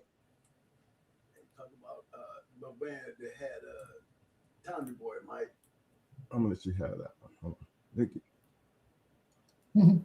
Okay, Mom. Let me tell y'all this. The boy who had Tommy Boy was not a very happy camper. Even though he won his grand championship, he would be pissed as hell at you, that comment. He would be pissed as hell about that comment because he lost his bitch that night on a first time out dog in 30 minutes. Even though she won, he lost his dog. Now, let somebody would say, well, she stopped the dog. She wasn't even trying to fight, and she killed Tommy. That Tommy wasn't all that. Well, while you up there trying to take away from my dog, my dog got murked. So regardless whether it's a first time out or 5-time out, it don't matter. It really don't matter because it can happen to you. If Red Ace would have came in there right, she probably would have killed Tommy like she did with the win. Would it have made Tommy Boy any less of a dog, or would it make Red Ace the better of the dog? All depends on where your mindset is at. And for a dog man that's actually doing his dog, he gonna take it like, hey, that was a first time out dog, and she was a badass bitch. I'm just lucky tonight that she didn't come in here wanting to fight. Right. Still mad as hell. Mad as hell because she did. Didn't get shit off. Didn't get nothing off of that dog. He didn't get one thing off of Tommy Boy. So those type of comments, they good comments when you listen to them, but they green comments. When I say green comments, because you won't hear that kind of comment come from a dog man who's literally out there doing their dog back then. You just didn't hear those type of comments. And if you made such a comment, you better have something on your yard and be ready to lock up with some money in your pocket. Yeah, back it up. To back it up. Because we can help you answer that question. I can be sitting here with a full-time winner and call you out and all you guys are first time out. You gonna tell me no? Hell no, I could run into you. Oh, you see what I'm saying? You ain't Fuck gonna tell no. me no. I wish motherfuckers would have did that. Damn right. A dog man ain't gonna tell you no. He gonna take the opportunity. He might get lucky. He believe in his shit. He gonna come after your ass. But I've seen, like Mike said, you see some guys that come to the scale, they be like, oh damn, it's them. What the hell? I didn't tell me it was I didn't tell me it was them. It shouldn't matter. All we doing is the weights. Who's that champion mouse dog? That was the best we got for a 2-time winner, first time out dog. That mouse, they're boys with the Yankee boys. I forgot their damn names. They had that champion mouse dog. We made her a champion, but that bitch never went 45 minutes. And first time out dog from Leicester, you know. Eli Monster over there always talking about Leicester and Harry Hargrove. We got one from Leicester. He said that bitch was so inbred, she shouldn't even been in the box. She should have been in the brew box. And we took that bitch to 220. No turns, no out of holes for an hour 45 minutes. Are you kidding me? Okay. First time out dog into a 2-time winner. But she did. She ended up curring at 220. And Mountain Man even said it. He was like, man, did you save her? And you're like, nah, we didn't save her, but we put her down. We could have saved that bitch. You know what I'm saying? Hard head make a soft ass. Yeah, we didn't. But and then years later, when I went down to Lester's, I asked him. I said, "Yo, man, why'd you tell me? Why'd you ask me if we kept that bitch? If that bitch made it?" And he was just like, "Listen, that bitch should have never even been in the box. She should have been in the brew box. She was so inbred Homer. She never should have went over the hour mark, and she did 220 against a 2-time winner, her first time out." He's like, "You damn straight out of bred her." And that's exactly, I came from Lester Hughes. So there's different, he told you there's different levels of gameness, man. She shouldn't even been that game the way she was bred. So he said, I would have took that cur and bred that cur. That's some, them old timers did that shit, man. So my man, what would you do with her? What would you do with her if you went into Yankee Boys buddies there? I forgot their damn names, man. Fuck, so long ago, but you know, and she did, and their dog never went over 45 minutes. She was a killer, and this bitch took her to 220. Would you keep her? Hell yeah. Inbred Homer like that? Well, I mean, we didn't keep Red Ace. Okay. So, I mean, I ain't going to say the fact that she got to the point to where she didn't make it. That's the point that, you know, always you stop back and look at it and realize why some of them didn't never come home. Yeah, good. Because just the fact that you got to go out there and feed this motherfucker knowing that, you know, it's still alive and you quit. You know, that's a hard feat. And I'm pretty sure there's a lot of other ones that thought the same way we did. I mean, I always blame the fact that Mo put her down, you know, and it wasn't really her fault, but, you know, he made me understand and I understood and I just left it like that. But that set a standard for us because nothing never quit on us that we had to worry about bringing it back home. You don't do that. You do that, you don't come home. Yeah, that's how we were taught. You know, that's just the way it was. I mean, I definitely thought about it. You know what I mean? I didn't realize she was that inbred. But, you know, after he said that to me, you know, it makes you wonder, man. You're like, you know, and he's like, there's different levels of gameness. She wasn't dead game, but the way she was bred, she was game enough to be bred. Yeah, that's what he said. And I understood it years later. In the beginning, we were like, fuck no, we ain't keeping no cur. That's why I said a hard head make a soft ass. Over time, you learn certain things, especially when you got one of the greats trying to really tell you something. Yeah. You know, they're telling you for a purpose. You know what I'm saying? Yeah.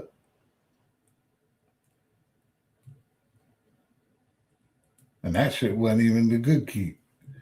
That shit was a fucking electric keep. Man, Garland. That shit was a bullshit keep. Yeah.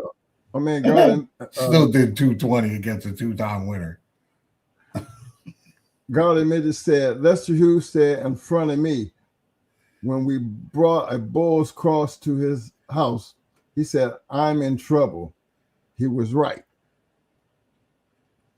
Yeah, I think he said it was Dowdy. I'm looking for it now.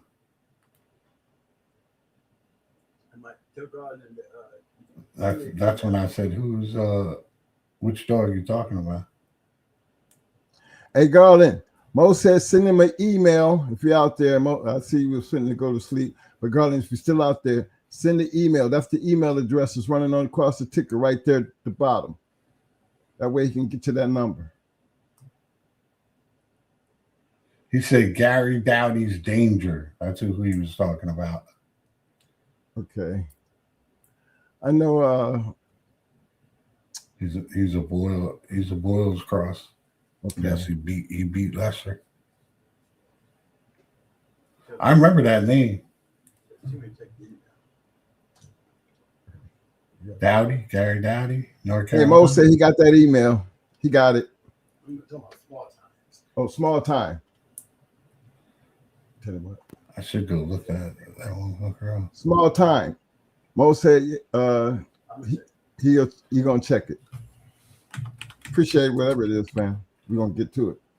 Hey man, it's time to close this down, man. We done went over 2:00, family. Almost. Almost though. Got jumping box. Appreciate you coming by though, fam. You know, as always, we always hit a nerve with you, don't we? Not at all. Are you kidding me? We bulldog. Remember, we be on the phone having these conversations. You know, exactly. About 2-3 hours. We going down the list of these scary ass. Well, you know, we got them scary ones. Yeah, there ain't no hate. There ain't no hate over here, man. No, there ain't no hate over here, man. Hold on, let me get you back in, Mo. Hey, we better not be smoking and drinking. Oh, he can't be on. Better not be sitting. and not live far from each other. We gonna be doing some shit tonight. What you say? What? Man, it's going down. Might go out the camera. Okay. I don't know. There's something, man. I took the comments. Yeah. You ever heard of that dog? Gary Dowdy's Danger? The Boyle's dog? Yeah, I heard the Danger. Yeah, I heard the Danger. Yeah. That's who Eli Monster was talking about. Yeah, I definitely remember the Danger dog. I've heard of him. They talk down the script and notes. Somewhere in there, there's notes. And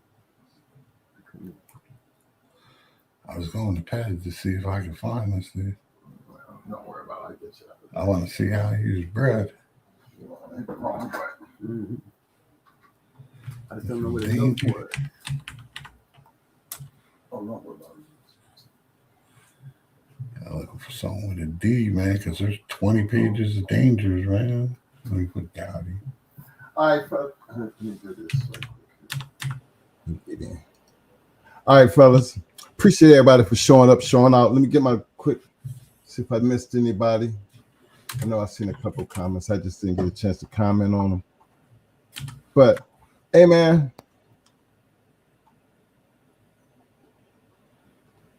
Let me put my boy J-Bo up here real quick. My man J-Bo saying, Riverview champion Slingshot, 4-time winner, beat champion Johnny B. Good, 4-time winner, beat Nick and RC's 4-time winner, beat Greasy Corner Kids, Marshall, Dylan, bring it niggas on. All right, J-Bo. Okay. All right, J-Bo. I hear you, fam. I need to get a screenshot. I need to get a screenshot just in case anybody I don't want y'all to get it misinterpreted. J-Bo coming back strong, letting it be known. It's on. Big shout out to bro. I mean, it's real dog, man. That's just look, man. Love is always gonna be the love, man. You know, I mean, ain't no in this game, it wasn't about I guess we speak about the curse shit. Sometimes, the dog got more heart than the person with the dog. And I always felt like, for a person that talked a whole lot, we was always, I've been around some goddamn talkers. This bulldog gang got some of the baddest shit talking as people you ever want to see in your life. But guess what? They ain't had no problems going to get a dog. And that to me is where the respect lies. So yeah, our conversations, we old timers now. I would never expect, the conversation to ever change. Because these type of conversations always led to great fights, great matches, great networking, great hookups. The history is full of them, fellas. So that's what we talk about. Respect the game, respect the history of the game. It's just a different type of a level when you start talking about the dogs. But one of the points of the night was to prove the fact that for our time period, and we're only dealing with the 90s, the 80s, the late 80s and 90s, fellas. That shit was fire. That shit was fire. It was the beginning of some madness. Them dogs that we looking at, man. I'm just trying to get y'all to see the people who had these dogs. They were dog. It just said fast lane, man. Most of them were fast lane. They were fast lane dog men. I don't know how you want to look at it, but that's the only way I can describe it. The breedings had a formula. I the see formula that in the man with the dog is why we talk about the dog. That's all. And I know Matt there, Eli Monster. I know St. B's Matt. I never met Barney, but I wish I would. He had died. But I know Matt. He was talking about Meanie with that danger dog, but Meanie not a Boyle's dog. She's a heavy Eli dog. Off of Rufus to Beth, which was off of Rufus. Bred to a granddaughter of Zebo with the Maloney's on the bottom, Greenwood dogs. Right. Hey, look, fellas, I appreciate I see all my thumbs up, my muscles, but how may this help y'all out? We're going to get ready to get up out of here, but I appreciate everybody for showing up. Just understand where we're coming from. We back in the day. What we talk about is a different type of, it's just a different aspect of what we expect and what we see and what we look at when we talk about our era that we come from. It might sound a little bit different to, the now. But then that's why we always just try to enjoy what we've done in the past, because that's what this is always supposed to be about. Something that has already been done. It's a past. It's just something to remember, because we still talk about, we just lost Floyd Boudreaux. We just lost Ronnie Bowles. But then look how far back we still talking about dogs that were a big impact in our lives. And we 60-something years old. You know what I'm saying? So we way back in late 80s, early 90s, and y'all looking at the shit. And it was just getting started. But over the next couple shows, we're going to work our way into the future. And you're going to see why you still talk about these damn dogs the way you talk about these dogs. Because if they wasn't worthy of being talked about, we wouldn't be talking about them. So we're going to talk about them because they worthy of be talking about. Not just talking, you need to see it for yourself. Relate to the information that's being given to you, and then get a better understanding of when you look at your yard and whatever purpose it may be. Don't be ashamed to be looking at greatness. And I don't have no problem with no man standing on his bulldog. because that's what the average bulldog are gonna do any damn way. So ain't nowhere in the hell I'm gonna look at them and not talk my shit and or disrespect them because they feel that about their shit. Hell, meet me at the wall, meet me at the treadmill, shit, meet me at the next confirmation show. We need to tell J-Bo meet us up in here, man, next week. J-Bo. I don't know why he didn't call in tonight. You should have came up here and said J-Bo, we're going to set that aside for another night. We'd have had a battle royal up in here with J-Bo. Maybe we need to have that little battle royal and everything. I can give you because it's just great conversation. And that's no disrespect to neither one of y'all. You know how you come through, Pit Dog. I wouldn't expect you to give an inch anyway. Like I don't expect J-Bo. J-Bo came back with his receipts quick. It's on, J-Bo. You right? Yeah. They need to see what it looked like, though, J-Bo. I'm gonna help you make sure we can see what it looked like because it's set for better conversation. And then we talk about you, and you ain't in that. You're in that legendary status for a reason. And I would love to have the time to spend with you and just talk Bulldogs. I think everybody will enjoy it because I could tell J-Bo. Hey, J-Bo, listen, man. My man is named Daryl. I know you know who I'm talking about. He had some champion Wiley dogs. Give Daryl a call and ask him what I'm about. He'll tell you. He'll tell you. He's the one that had Mighty Mo, right? And then the dude that this dude hooked in Alabama talking about he 25 times he lost to them. So they went right into him as soon as he told me he had a dog at that weight. Man, Mighty Mo made that dog quit in like 50 minutes.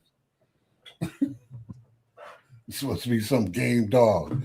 I went in there, I jumped in the box, slammed 1,000 down because they were talking shit about their dog and my dog. So I was like, I slammed that shit down.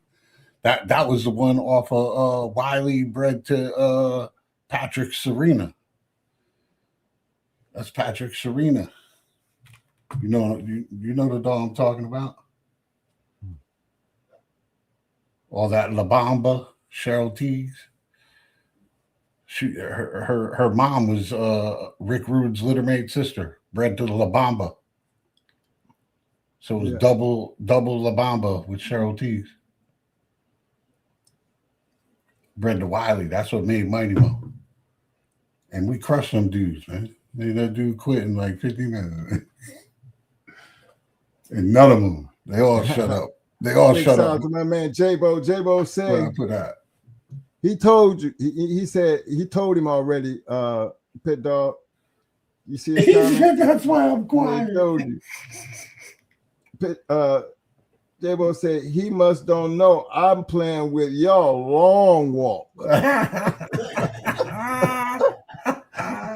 Hold on, J-Bo, man. I'm gonna come back and pick you up, man. Hold on, cuz.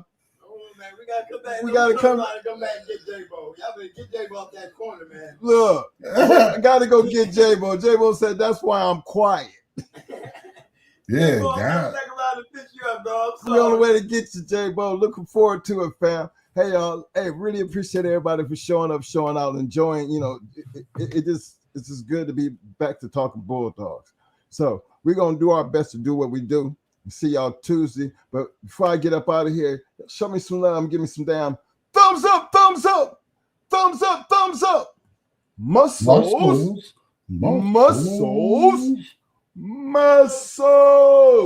Now, give us some damn roses. Hey, we need them damn roses. Show that love, man. Show that love. Hey, fellas, remember, don't get caught up in the hype. If anything, work on trying to beat the hype. Give them something to talk about. Ain't nothing wrong with it. Been a part of the game since God knows when.